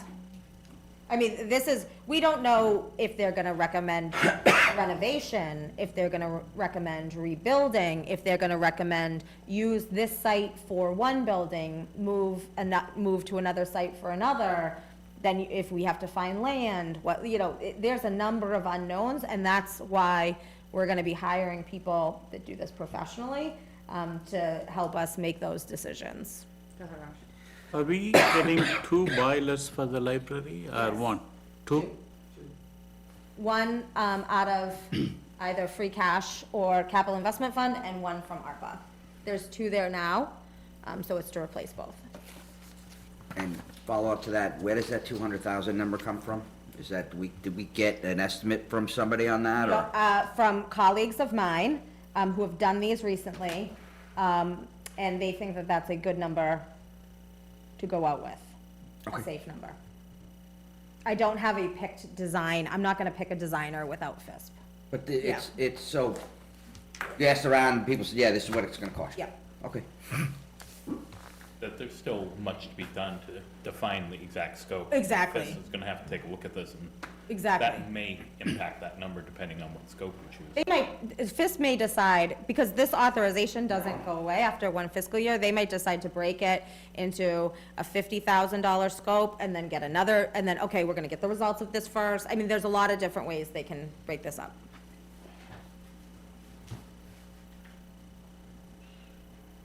Any other questions? All right. Okay? I think you're done. You can adjourn your meeting. We're dismissed. Motion to adjourn? So moved. Second. All in favor?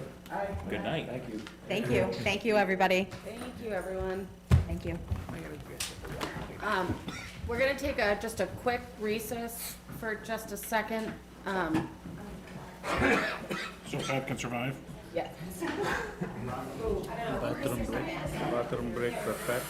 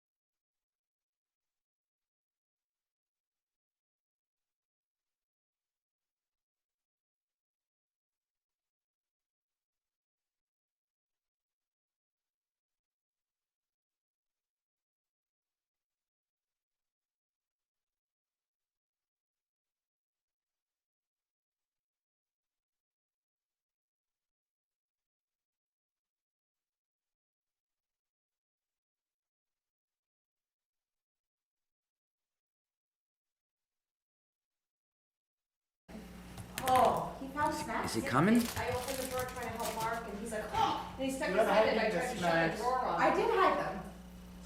So they're on the When move I again. It's like got to hiding- senior level Here are army If you can stuff find where it the was all snacks, you can offices, have they some. would Yeah. say, all right, people, we're gonna take a 5-minute break. Please be back in your seats in 15 minutes.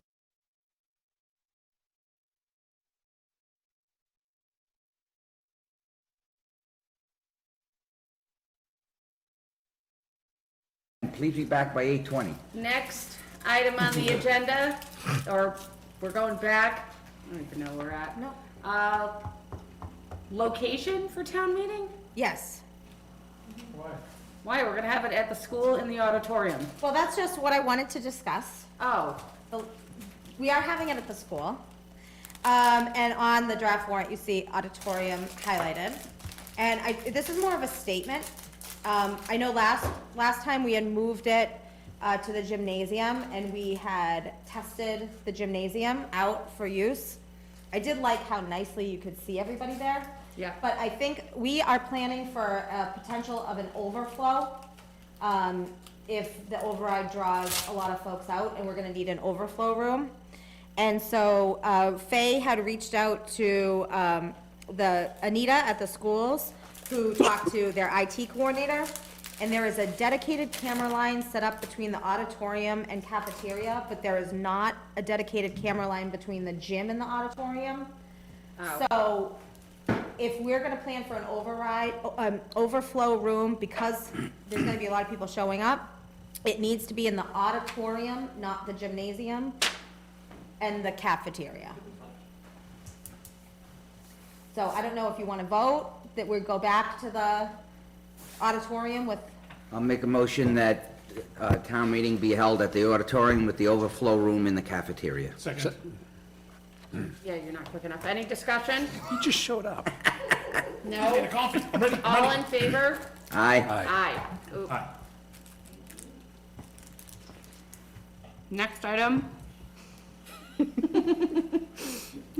Considering endorsing articles and not letting me have crackers while on the thing, sorry. okay, so, I've sent the draft of the warrant to town council. If we can kind of take both of these I together, was gonna say, we should approve the Yeah. final warrant before Right. we, or we can take them together. She didn't put them on the agenda in that order, so I was trying to follow her. it's your agenda, Madam Chair. Oh, all right, so this is how the meeting's gonna go. I would like to approve the final town warrant. No, you don't want me, I'm gonna mess Well, it all so I up. wanna talk about, so I received the draft back from council, yesterday, looked at it this morning, shared it with you. I think, all in all, it looks okay, but I wanna talk about a couple articles. So, if you go to your marked page 78, Article 9, the FY '25 omnibus budget. This, Lauren Goldberg of KP Law said that this was like writing a law exam, this article, because it was, what we're doing is a little different. So I just want to read it so people get familiar with it, because this is the override. There will be, the motion will be under this, but this is the budget and override language. I think it helps kind of paint the picture of what we're doing. Because I also think, folks, you might get some questions in the public about this, okay? So to see if the town will vote to raise and appropriate and/or transfer from available funds such sums of money as may be necessary to defray the expenses and charges of the town of West Boylston in fiscal year 2025, the period of July 1st, 2024 through June 30th, 2025, including the costs of public education, debt and interest payments, and providing municipal services. And further, now we say to raise and appropriate the additional sum of $4 million for the same purposes. Provided, however, that the appropriation for such additional sum shall be directly contingent upon the approval by voters of a Proposition 2.5 so-called override question, that's the ballot question, allowing the town to raise such additional funds outside the otherwise applicable levy limit. Provided further, however, because I think folks are gonna say, you told me it was 600,000 this year, This says 4 million. So here's where we get to the 600,000. That was my point.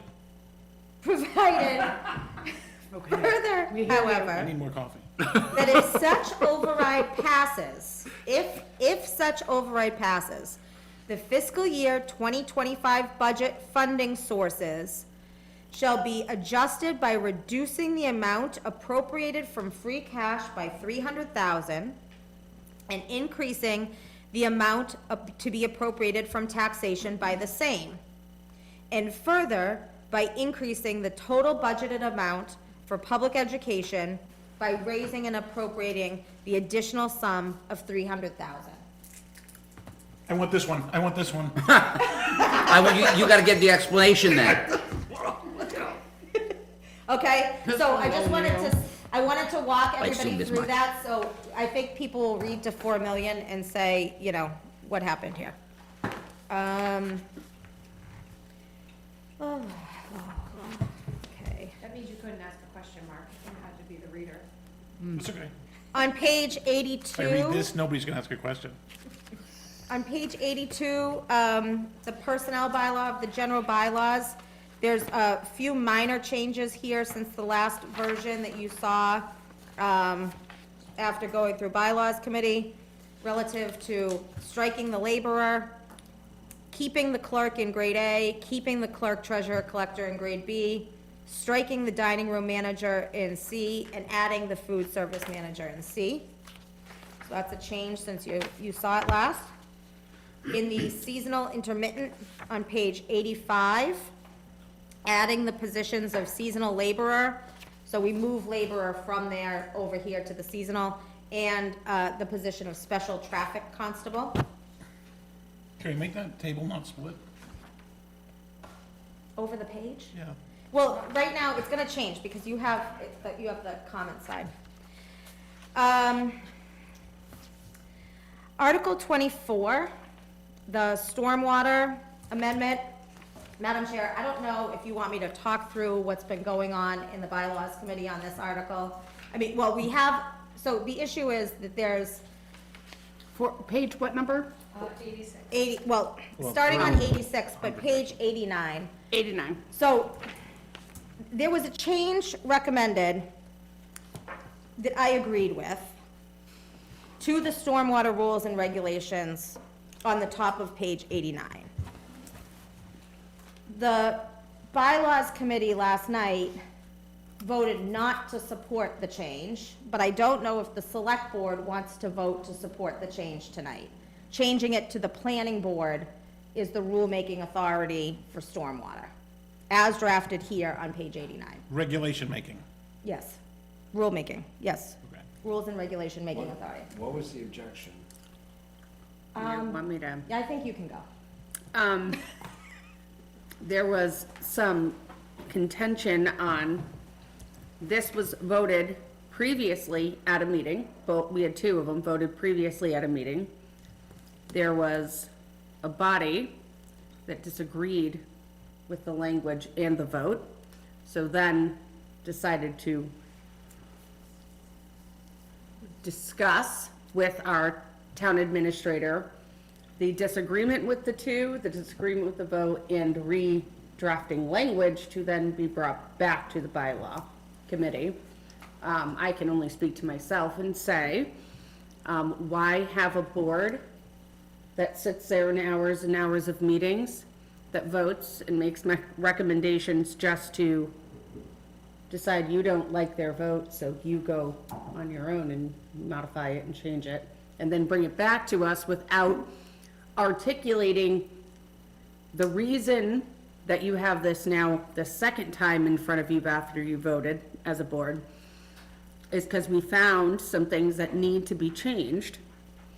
And there was a discussion with the town administrator and KP Law and all these different groups where we had some language changes. This is why it's in front of you versus, I don't know why they resent it to you with a ton. It was, in one of these cases, as you can see in your packet, a huge rewrite. There were some substantial cross-outs and changes. So I can speak for myself to say there was no no understanding. We sit here as a board, we vote as something I might not like, and this has happened, I might not like the way you vote or you vote. I don't then leave the meeting and try to redraft it to put it back in front of you to re-vote over and over and over again. So it sounds like this was, the objection was strictly obstructionist? No. No. So if I can Yep, jump go ahead. in. So if you can turn to page 89. I'm looking at it. Okay, stormwater rules and regulations. This was largely a section that was in, this is a redraft of the current bylaw. This was a section that largely was in the current bylaw. Our stormwater authority, okay, is defined elsewhere in the bylaw Yep. as the DPW director. So the stormwater authority is one person, is a DPW director.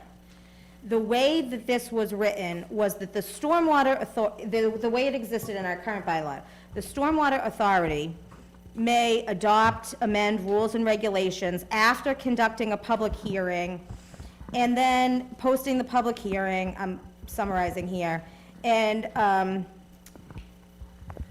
after taking a vote of the body, so essentially, the stormwater authority, the person that, the enforcement authority, the DPW director, would be allowed solely to go and create rules and regulations Yep. on their own, after a public hearing and public notice, but not a vote of one, also not subject to the open meeting law.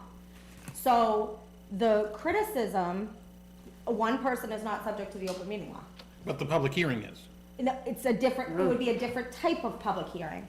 So the individual that came to me was concerned with that. This wasn't a change that was, and when they voiced their concerns with that, I said, I can see why this is a problem. Right, that seems to make sense. And so I said, how about we say that the rulemaking authority is vested with the planning board in consultation with the stormwater authority.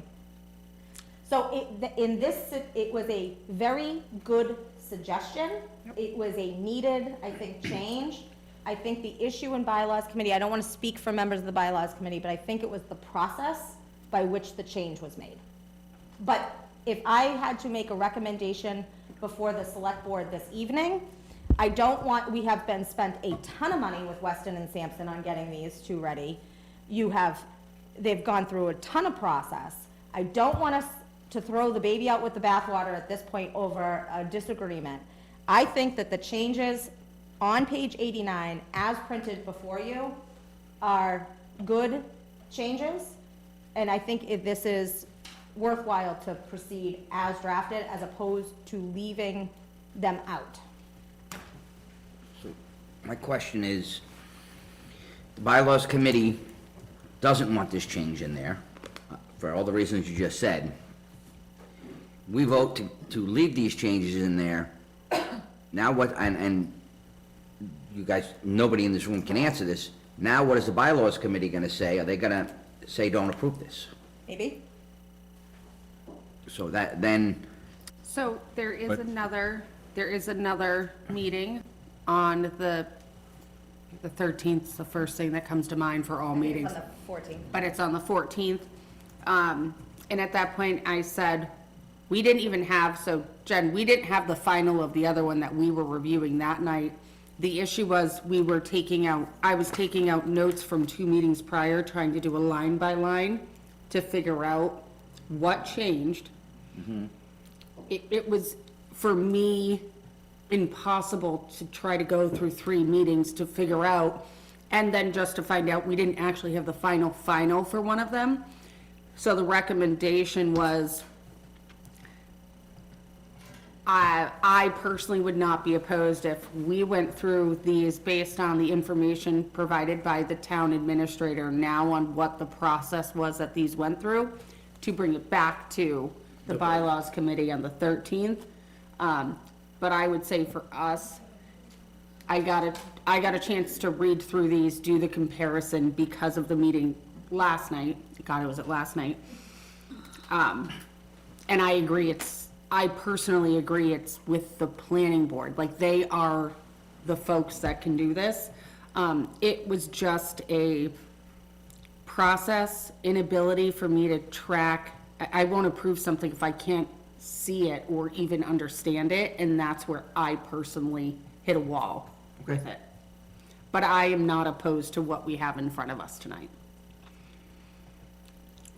So what do we do? Do we make a motion or we just No, leave it? I'm still going through all the different. Okay. There's a I'm few still others. highlighting different, and then if we can consider at the end. So, the next one, Your substantial objection to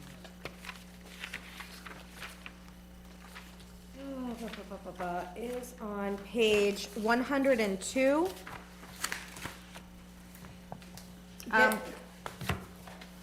Not page 90?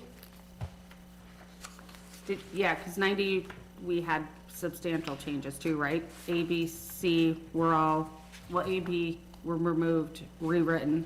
No,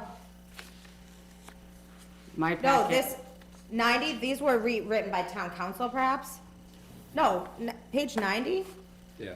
Yeah, page That's our- 90 has oh, no, Matt, like a Section big five. That wasn't rewrite. a rewrite from what you had before you previously. Okay, so The way that all way it these, presents the on the way screen these, here. all these articles are written, where there's changes, is that anything that's struck out currently exists in the bylaw. yep, And then anything that's bold italic are the new, is what's going in its place. But this, you're saying that this is new from what the bylaws committee had seen? The only section that I changed was that section. So unless the change came from town council, hold on. But I don't think so. because it says above, changes will be in bold and italicized. Yes. So this was italicized and bold, so my assumption was this was new? So this, okay, New from a prior? so this whole, starting on page 86, Yep, right? Anything that's bold and italics was all. prior. All prior. The only change that was made after that meeting is the change on page, whatever that was, 90-something about the planning board, instead of the rulemaking authority. 89, I'm sorry. But all the rest of this, all these other strikeouts and bold italics, like the whole end, for example, starting on page 92, all those definitions that then get moved to the front, that was all already in there. Okay. So the next one is on page 102, I think I said, 102. This is in the IDDE bylaw. This is a similar situation as the, what we just talked about, where we have two, so this is intentional discharges to the drainage system. If folks are doing that activity, we have two enforcement mechanisms. One is via criminal penalty, and one is via non-criminal disposition, which is fining, that ultimately we can take you to court to enforce those fines. But the request was that if we were going to have enforcement under criminal law, that be limited to actions which are intentional or reckless in their nature. And so the bylaws committee had a similar issue with this addition for the same reasons said on the last one. I don't really feel one way or another on the addition or inclusion of that sentence as dissimilar than my feelings on the, it's I- immaterial. I would just say that it's nicer to have a bylaw that gives the person reading the bylaw a way to make their decision, rather than just having it up in the air. You know, like, there's two things to pick from, and you just pick one. But if you give them some guidelines, I think that's better than worse. All right, anything else on that one? All right. Next, to draw your attention to is on page 104. It's the keeping of poultry article. There's a lot of comments here from council where they assumed intent of the article, and so they made some changes, and they were asking for confirmation that that was the intended goal of this article. And they also had a question about whether a licensing scheme is in place, and if not, is the Board of Health amenable to a licensing scheme? I don't know, because the Board of Health didn't take a position on this. And then in section 4 there, the penalties, they suggested a rewrite of that penalty scheme. I actually like their suggested writing. Article 28, the MBTA bylaw, hold on. They have a whole lot of questions and comments here. This was drafted with a consultant. I sent this back to the consultant. Planning Board is having a public hearing on this next, May the 8th. So, you have a couple options for you tonight. You can approve the warrant as written, that's an option. You can decide to not take any action on the warrant this evening. There is time to still take action on the warrant. However, that would require that you have a special meeting to approve the warrant. Shocking. The warrant, the absolute latest day to approve the warrant is the 13th. In my opinion, if that's the way that we're gonna go, that we're not approving the warrant, I wanna by next week at least get a better draft of it online and say draft warrant for, I think people need to start reading these articles in draft form anyways. You can approve the warrant contingent upon things happening. You can say, I wanna approve the warrant as written contingent upon, for example, the planning board making any changes and on May the 8th, and whatever changes that they make on May the 8th, those will be what's included in the final warrant. So you have a number of options. But if we do that, it prevents a special meeting, because it just says, put in what they say. Yes. The 13th, I would assume all of us are gonna be meeting And anyway. that's it, yeah. Well, no, that's the last, we need to post by that, so Oh. we really need to be meeting, the 10th, is it, the Friday? So, I'm gonna go with everybody read what was in your packet to start. And the You only got this modifications. today. Can I ask one question? Go ahead. When do we need to post this The town meeting? 13th, so we would really want, if you wanna have a special meeting, we would want it by that Friday at the latest. Can I suggest something? Go for it, 'cause you're gonna Why don't suggest we- holding it off? Yeah, why don't we, take a vote on this today? And if there is any changes with the, only one article, right? Planning board? Well, it depends, so you have a couple articles. Do you want to wait to hear on the stormwater and the IDDE bylaw article, do you wanna wait to hear what the bylaws committee does or not? Do you want to, on the chicken article, do you want to make any changes? Do you wanna have a conversation with the Board of Health or not?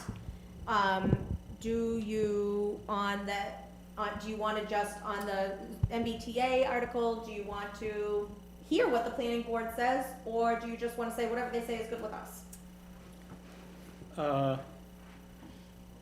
I think we need But- to take these in sections and stop grouping them all together. No, you're approving, this one is a group, this is you're approving the warrant. Entire warrant. Uh-huh, But if, you know how you're we, not endorsing articles, I'm not asking for endorsement, yeah. but when we go to motion, you're just gonna say all the warrants. I can't do individual warrant for endorsement because we're gonna be here all night. We're never gonna do it. Well, then, I think then, in that case, you should decide what you're wanting to wait for, if it's the planning board, and then schedule a special meeting on the 9th.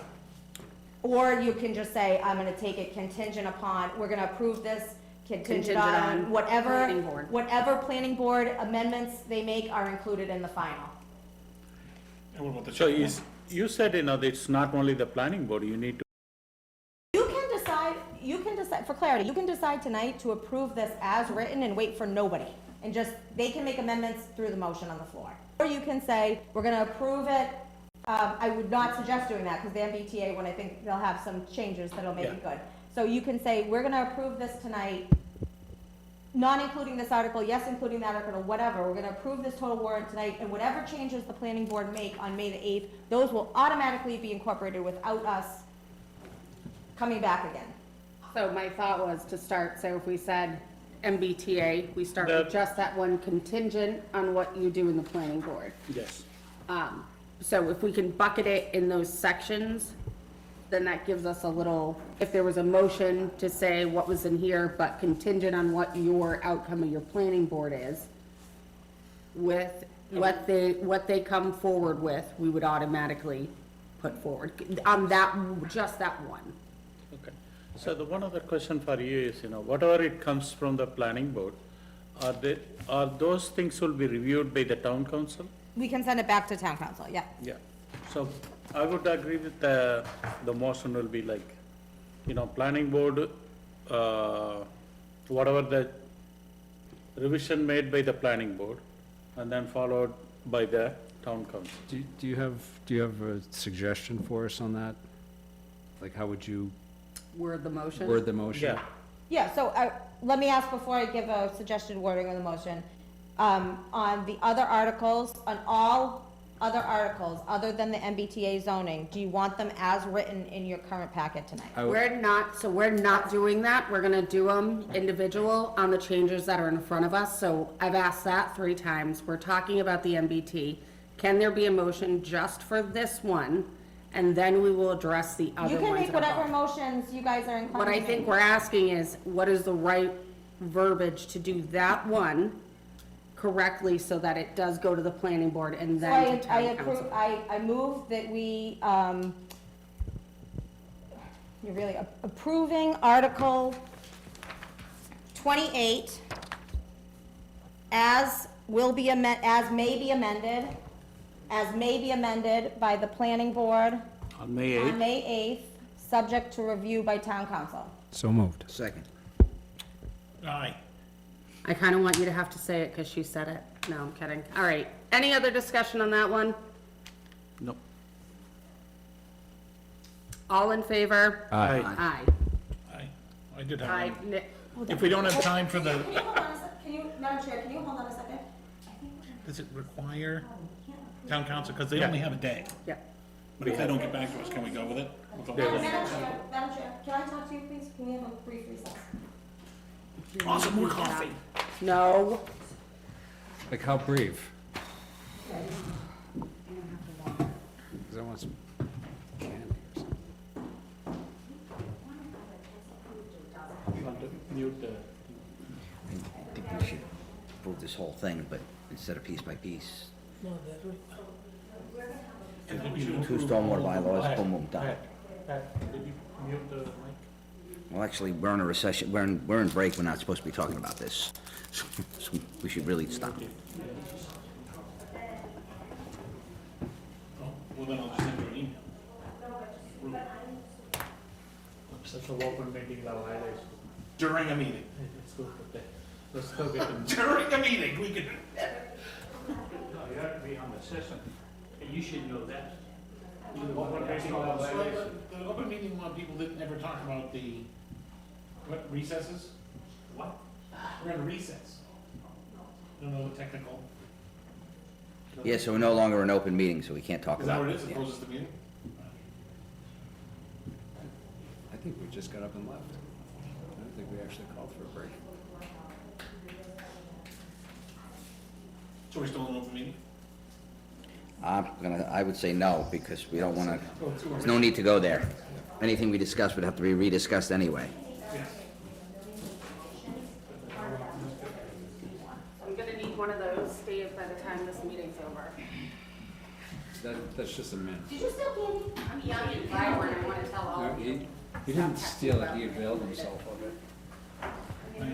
This is. All right, we're not Some going chicken meatballs. on recess ever again, because I'm not getting out of the seat no matter what. So we're back, Yeah, should we send that? and at hand is we're trying to do it in a group so that we have one date when all of these are approved. When the warrant is. When the warrant date is approved for everything on it. So we can make a motion to approve all of them, but adding in a clause for Any number of them. any number of them, but we can say, we are approving the final wording that is in front of us right now for all of them with one stipulation that this Article 28 goes to the planning board and that they can update based on whatever their finding is. So the modification to the motion would be as, So do we need to reconsider the vote that we Yes. just took? Request me I'd maybe like- you just rescind that Rescind motion. the Wait, motion. that's what he's gonna, Yeah, but just take it back without Yeah, making a he's- new one. so, go ahead. Take- I'd like to make a motion to, It wasn't voted, you just. I would like to rescind the previous vote. Is that the motion? Motion. Motion. There was no vote, yeah, there was Yeah, no there vote. wasn't, no? There was, I'd like to was the second? rescind the motion. you were the second. All right, I'll rescind my second. Yeah, there we Do go. I have to do all in favor? No. No, great. Okay, can you recommend the So- clarifying motion? So, do you, I'm ignoring it. Go ahead. Okay. What would you like? I would say we should, No. keep open all of the ones that we have an open no, meeting. no, hold on. Like, So, that's what no, we're trying to so- avoid. Okay, so what I'm asking the board to do is any articles that you want something else to happen to, that we have a giant motion that goes, I move to approve the warrant, subject to Article 28 being considered by the planning board. Any reviews we shall incorporate, subject to final review by town council. And Article da-da-da, whatever you want to happen to that article. And Article da-da-da, whatever you want to happen to that article. So that when all these conditions are met, it either goes to the planning board on May 8th, something goes back to council tomorrow. When the final condition is met, we have an approved warrant as a whole that does not need to go back to a meeting before you guys. That's what I'm trying to do, is one approved warrant. Can we discuss what we're gonna, before we start making Yes. motions, let's discuss each of these articles and say, what do we wanna do? Okay. So, I think everybody's, with the exception of if town council doesn't get back to us in time, on the, They will. okay. So, I think everybody, we know what we're gonna do with the stormwater one is the planning board. I have no idea what to do with this chicken one. So can we, I would just incorporate the language proffered by the town council, So we could say as printed in the warrant on that one then. as printed in the packet. so can I ask you one thing on that, can I? Go ahead. So Free is, for all now. I heard the Board of Health did not make any, this way or recommend or non-recommend or something like that, right? What was the Board of, They took no position. no position? What about the, do you know anything on the Agriculture Commission? Yes, they did not know they could not have their meeting as posted, and I believe they're meeting tomorrow evening. Who is this? Agricultural Commission. Okay. In my opinion, they don't have jurisdiction over this article. Well, it would have to be farm And that's land, specifically right? excluded in the language Okay. added by council. The agriculture is specific to commercial farming, not, So then, I think the motion is, I'll make a motion to approve the warrant, subject to Article 28, incorporating any revisions that are voted on by the planning board and are at their meeting of May 8th. May 8th, and approved by town council. Reviewed by the, Or reviewed. reviewed by the town. reviewed and Reviewed. approved. Reviewed by town, and reviewed by town council. I'd second that. Any further discussion on that? Can I? Yeah, your discussion time, go ahead. What? No. I would like to add. to 5 it- different words. I want to in add a to it the sentence. other one we're reviewing for the planning board, which is the zoning change for, No. That's No. petitioned. That's a petition. Yeah, but it's still got a public hearing. No, it's not, it doesn't come under that. They can make any changes in the motion. because they're bringing that, we're not posting that. It's not the town meeting. That's not us. It's not a No, town but it's meeting. the planning board's hosting the which one? Right, but it's a petitioned article, so we have to put it as written. Yeah, we can't modify or, They can modify any article can be modified if the article was written such that it put the public on sufficient notice that they would know what would be voted on under that town meeting article. The petitioner can motion to change the language that night themselves. Okay. Does that make sense? who knows at this point? I don't. All right, I had a motion, a second. Any other discussion? Which articles? This is the whole Whole shebang. thing. The whole thing. We're No, approving which the whole articles one. did we exempt out? We Just didn't, the one? The- just 28. Just that one? Yep, to go. And what did we decide on these other changes to? As written. Is As that written. written? Okay. That's okay. All in favor? Aye. Aye. I don't mean to stop you, but if I had stopped, we'd be in recess again. So, all right, next item on the agenda is, hold on, let me make it larger. No, you cannot do a motion to adjourn. But I do like the thought process you have. Jen, what do you want to do on the agenda? I'll just, whatever Would you like want to do. endorse any of these articles this evening? No. Or do you want to No. save them? No. Let's do that next meeting. Okay. Yep, this was hard enough. Okay, would you like to reappropriate $30,000 from ARPA for library boiler system spec development for grant to new boiler for the Beaman Memorial Public Library and appropriate an additional $3,500 for the same? I would like to do that. So Do I- moved. Second? Second. All in favor? Aye. Aye. We passed over this last time? Yeah, because we- you wanted capital investment boards Oh. to weigh in and they. I said- thought this was a duplicate. I sent this to her and I said, you put this on here, and she goes, no, you pushed it to this other board. All right, so now that we're back semi on track and it's almost midnight, so we have in front of us the IMA, no, it's not. IMA with the town of Sterling and the town of Boylston for shared building services. We saw a little bit of that earlier tonight. And we have the paperwork in front of us to consider approving. Jen, would you like to talk about that?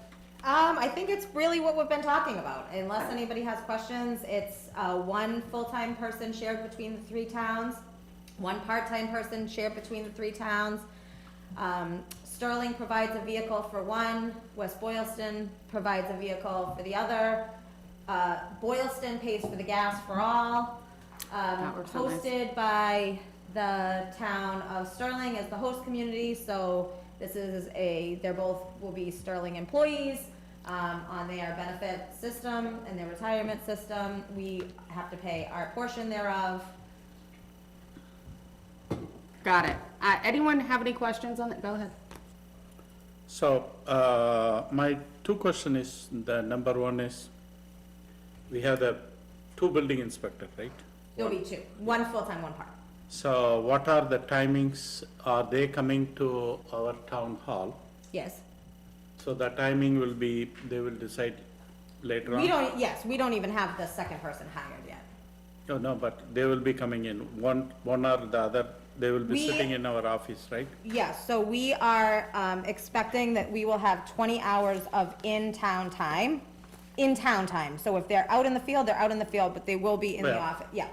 20 And hours of if time. they're required by either the planning board or zoning board, they will be attending a If meeting. required, not just to come and hang out, No, but if required, No, yes. no, if required, we Yeah. don't want them to come and hang around, Yeah. no, okay, thank you. Any other questions? All right, do I hear a motion to approve? We already had motion and second. No, we didn't. Right? No? No. Make a Yeah, motion to nice try. approve. Twice. Mark Beats on second. Any further discussion? No? All in favor? Aye. Aye. Look how fast we're going. I'm gonna mess this woman's name up, but, consider the town administrator appointment of, Michelle Noberini, White. it is White, I saw the dash and I was like, is it true? To the Insurance Advisory Committee effective May 1st, 2024, with a term to expire April 30th, 2025. So moved. Second. All in favor? Aye. Aye. I'm almost nervous to say it. All right, Mosaic, I know. 23 years, we have, we acknowledge the retirement of Chris Mosaic as the the administrative assistant for the West Boylston Police Department, effective May 31st, 2024. She completed 23 years. Are we gonna do something? So Chris is absolutely Against? refusing to do anything, but who she is as a person, she's already saying, well, can I come back and like work a few hours a week? So, Retirement, I hear, is boring, so. she is gonna be a huge loss. I mean, she has really kept that PD. I heard the chief is doing a Oh, lot chief of- is on. Yeah, Chief, you wanna say anything about Chris? yeah, he will be doing a big party. Is, Chief? No, Sleeping he's- maybe. No. All right, leaving that one where it is. So the next item, we're not taking a vote, but if she Yeah. does decide to do something, or you'll hopefully let great. us know. So the following one, there is a list in your agenda of town administrator annual appointments Yep. following April 2024. It has several names on it. And Madam Chair, there is a Scrivener's error on the final page of that. Two appointments. The John Benson and Christopher Olson appointments to the ZBA should expire April 30th, 2029. Okay. So John Benson was appointed twice. And I want to, Well, they'll only be appointed once, but we want to. So we have those two modifications on there, and then Pat, what are you I gonna want say? to, well, I'll make a motion to approve everyone on this list. I'd like to take a separate vote on Tracy Gagnon to the Board of Health. Okay, do I have a second? Second. Any further discussion on anyone on this list for reappointment besides the one we pulled off? No? All in favor? We're allowed to ask why we put it off. Well, I'm gonna, After that, we do, so let's get through this one. All in favor? Aye. Okay, so now we're pulling off Tracy. Do we so want to give I reached out to the chair and to Jen. I have a problem with this appointment. There's a video that I believe, I couldn't, open meeting laws, I couldn't send this to all you guys before this. Do we have that video? I do. So this video we're about to see, the Board of Health was discussing an open meeting law complaint. And I want you to see what Tracy's reaction, or what Tracy said in the discussion of this open meeting law complaint.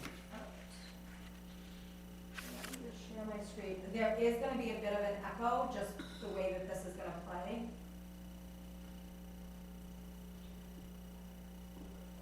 So it's at about the 15-minute mark, you're at I a, had it queued up and then I moved. Hold on, Can't hear it.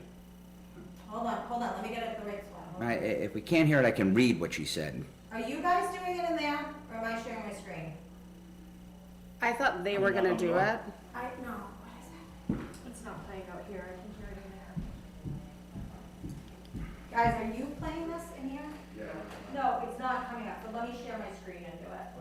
Okay? That's okay. Will your sound come out of here though? It was echoing, so. I was like, I had it.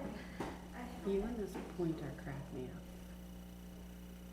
This right there. Okay, let me try it. This should over here. That should be here. I see Ken on here. Can you just nod or let us know if you can actually hear this on your side? Should be able to, and I think this is pulled up to the right. Yeah, that's about right. I don't know if we can. Wait, she's already on the board?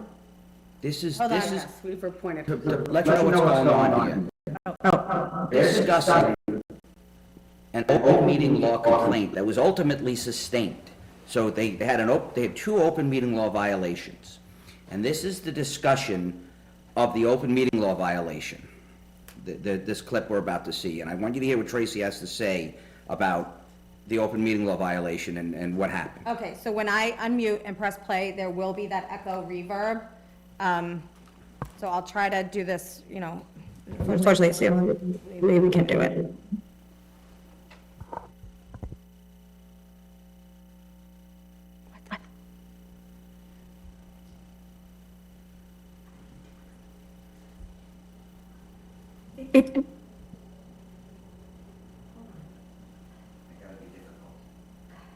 No, we did this before and it was working fine. Guys, are you doing anything in there? Can you tell us how you had this working before? Because Jen, I think they muted your volume on your computer prior.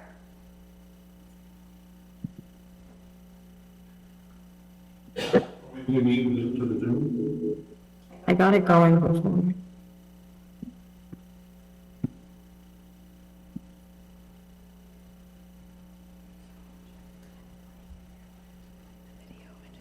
I think he can't get the audio.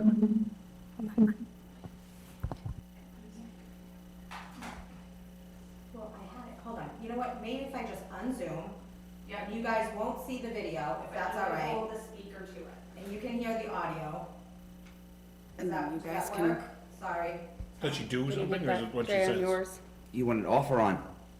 Turn it on, because she's gonna do it I'm differently. gonna play it What is off. the point, what she says, not what she does? Yeah, it's just what she says.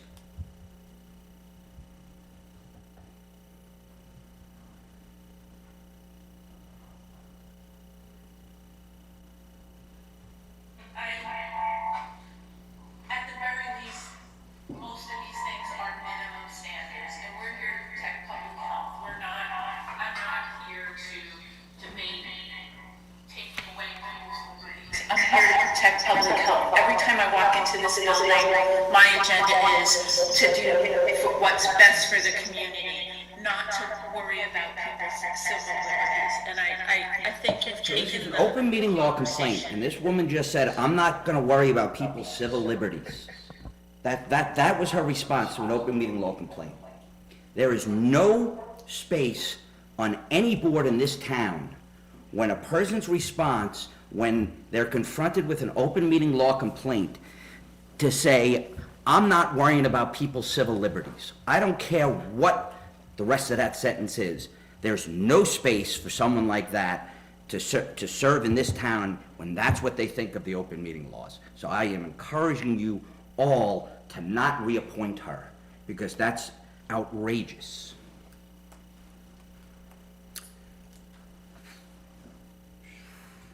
Well, there's, these meetings are recorded, and what you say in a recorded meeting and is, Can I ask one thing? Okay. I know that I was on that meeting, but I don't recall what was about the open meeting law. So, violation.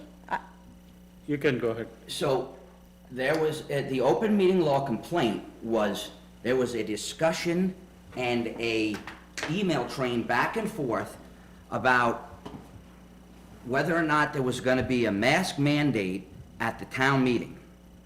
No, they didn't hold a meeting, they didn't do anything, and they had this, the Board of Health had this conversation.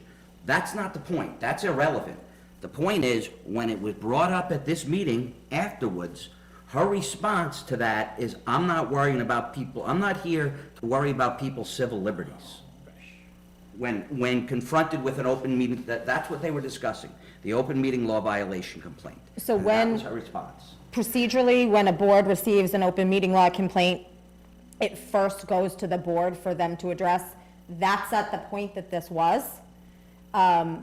Ultimately, the board voted that night that they did not feel that there was an open meeting law violation. The Attorney General disagreed with them. This was a sustained violation of the open meeting law. The board did indeed violate the open meeting law. I don't think that that's the issue, but I think it is informative to the larger conversation. So the other question I have is, this is your appointment. I was not present at the time of this incident. I have had very limited interaction with the appointee or potential appointee. I would say pleasure of the board. It's your decision of how you want to handle this. I don't, Can you pull it out? what do you mean? can I pull it choose out? not to reappoint her so that you all don't have to take a vote? I don't think that that's quite fair. I wasn't here at the time of this incident. Can you take, I When mean, was that? I think if the board was, let me put it this way, if the board takes a vote not to approve this appointment, to disapprove, I will support that decision. And this vote has to be 4-1 in order for this appointment to not be approved, because it requires a 2/3, I believe, 2/3 majority of this board to disagree with an appointment of the town administrator. So if this vote, if two of you on this, you know which way I'm voting, if two of you on this board vote to reappoint her and 3 of us vote not to, then she will be reappointed. When was this meeting? 22nd. 22, July of 2022. If I recall, this is, July 13th. This is our first 2022. time coming this, up. this was one of the meetings held in the senior center. No, that was No. town hall. No. That was planning board. Town hall? Uh-huh.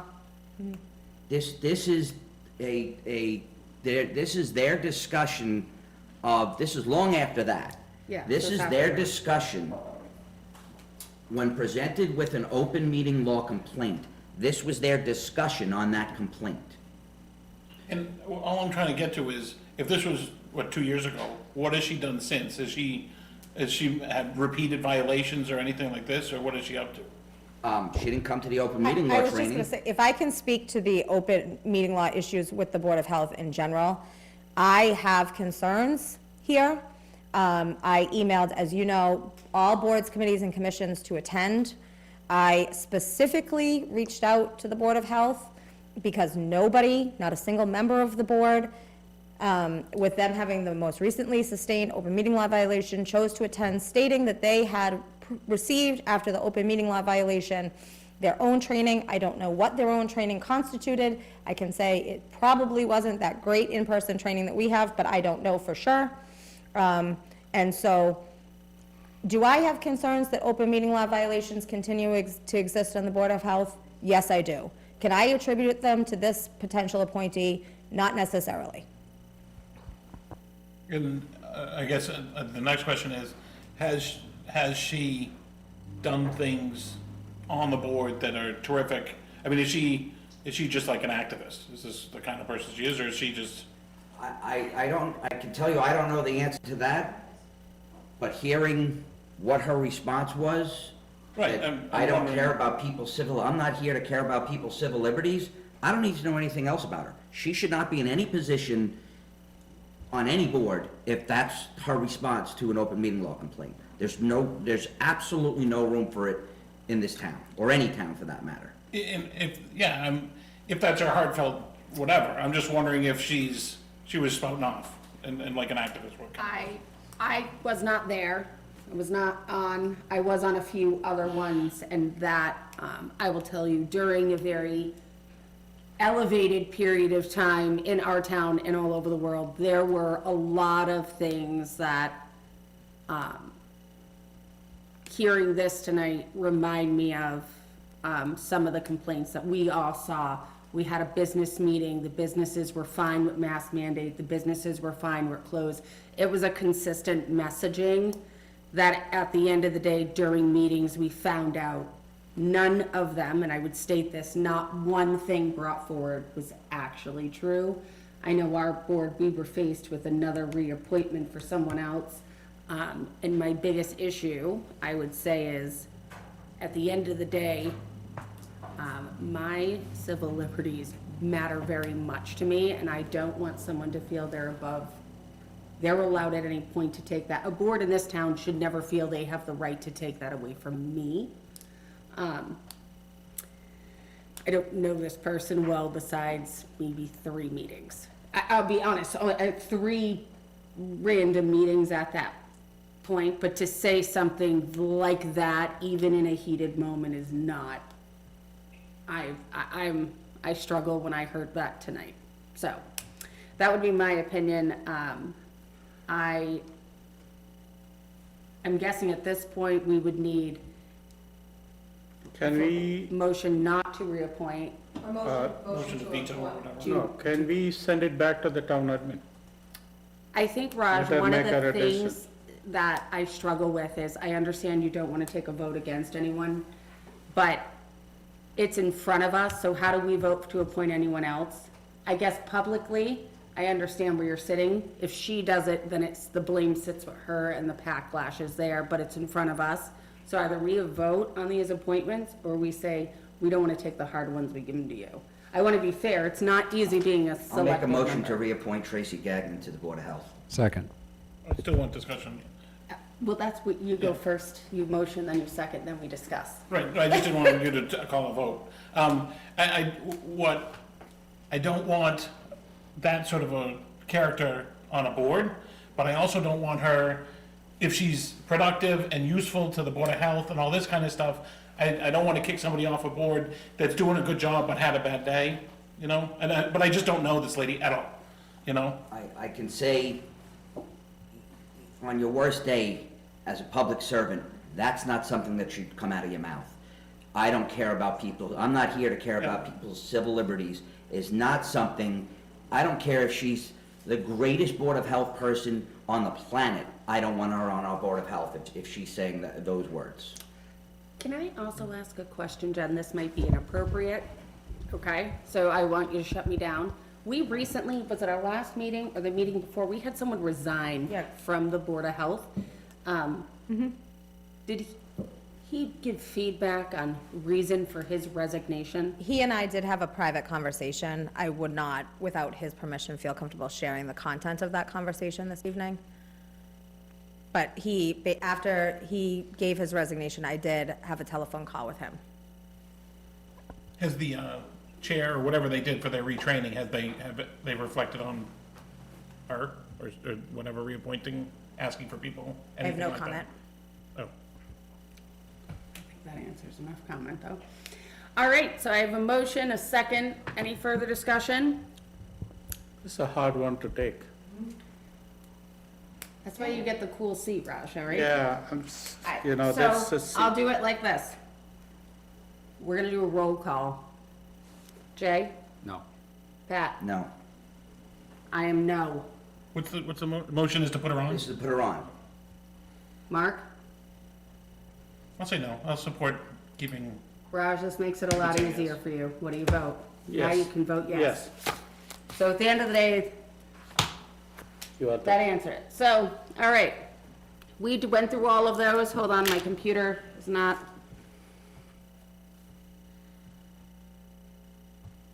Take a second. Town administrator report, you're up. Very short, since you just Okay. had one. Just 3 public announcements. One is that May 13th, 6 PM, Senior Center Budget Informational Public Forum. This is how we got to where we are and predictions on where we are going. This is not a pro-override, anti-override forum that the FinCom is putting on, just to be clear. It's just kind of where we are at. FinCom's putting on a pro or con? No, they're not putting, Oh, all right. people are saying, oh, this is where we're gonna go learn about the override. No, it's gonna learn about information that's informative to how we got where we are. Oh, okay. The following night, Tuesday, May 14th at 5:30 PM in this room, I am doing a Q&A with the TA on all articles other than budgetary articles. So in here, if anybody just wants to drop in and ask about the warrant, want to go over explanations, I'll be here. That's posted. That's what that is. On Wednesday, the 15th, at 11 o'clock in the morning, I'll be going over to the senior center and doing more of a holistic, the articles and the budget. That's open to anybody that wants to come then. That was only gonna be my question. Is that only for senior center or anyone? Anybody can come. And that's Okay. that's the warrant and the budget, whatever folks want to talk about. So that is it for me. That is great news. And that's a training, so if, Not a training, it's a forum. You guys can go. but if more than a couple of us show up, is it okay? Don't share your opinion. Okay. Don't raise your hand. Or you. Ted? No, I might just show up just to watch. We the are act, like, posting, sorry, we are withhold his posting the May opinion. 13th, though, as a select board meeting, so that on that budget informational, if you want to share opinions, we wouldn't be in violation of the open meeting law. You can deliberate, so to speak, at that one. So I'm gonna jump to meeting invitations and announcements. So the budget informational public forum is at the senior center. The select board is having a meeting. The chair of the school committee, Mr. Pedoni, has also, I guess, posted a meeting. He did. I think everyone in town should attend that, because that should be interesting, at 6 PM. Ted Reinstein from the Chronicle at the Senior Center, May 7th at 7 PM, RSVP by phone. I hate that, but okay. Semi-annual town meeting, May 20th at 7 PM at the Middle High School Auditorium. Annual town election, June 4th. I think we're gonna get some people to vote this year, so this is exciting. Next up, the select board one. I'm good? No, I just want to make sure there was nothing missed on the agenda. Select Board will enter into executive session under the provisions of Massachusetts General Law, Chapter 30A, Section 21A. Purpose 3, with respect to the collective bargaining session, Department of Public Works, Teamster. Only that one, though. We're only doing I'm teasing you. I'm gonna kill you. All right, local Teamster 170, I declare as chair an open meeting law. Discussion may be detrimental to the effect of the bargaining position of the public body. Do I have to read the second one? No. No? We're And not then I'm, going in on the second, we're gonna bypass. okay, and then we're gonna come back in though? To open session. Open session after that very quick meeting for other items. So moved. Motion in a second? Okay. Motion? So moved, or And a second? second? Second. All in favor, aye. Roll call. Roll call. Shoot. Aye. Raj, Aye. do not correct me. I'm an aye, Raj, Mark. Yes. Us, good. Let's do this. Oh my God, I can't get out of the chair.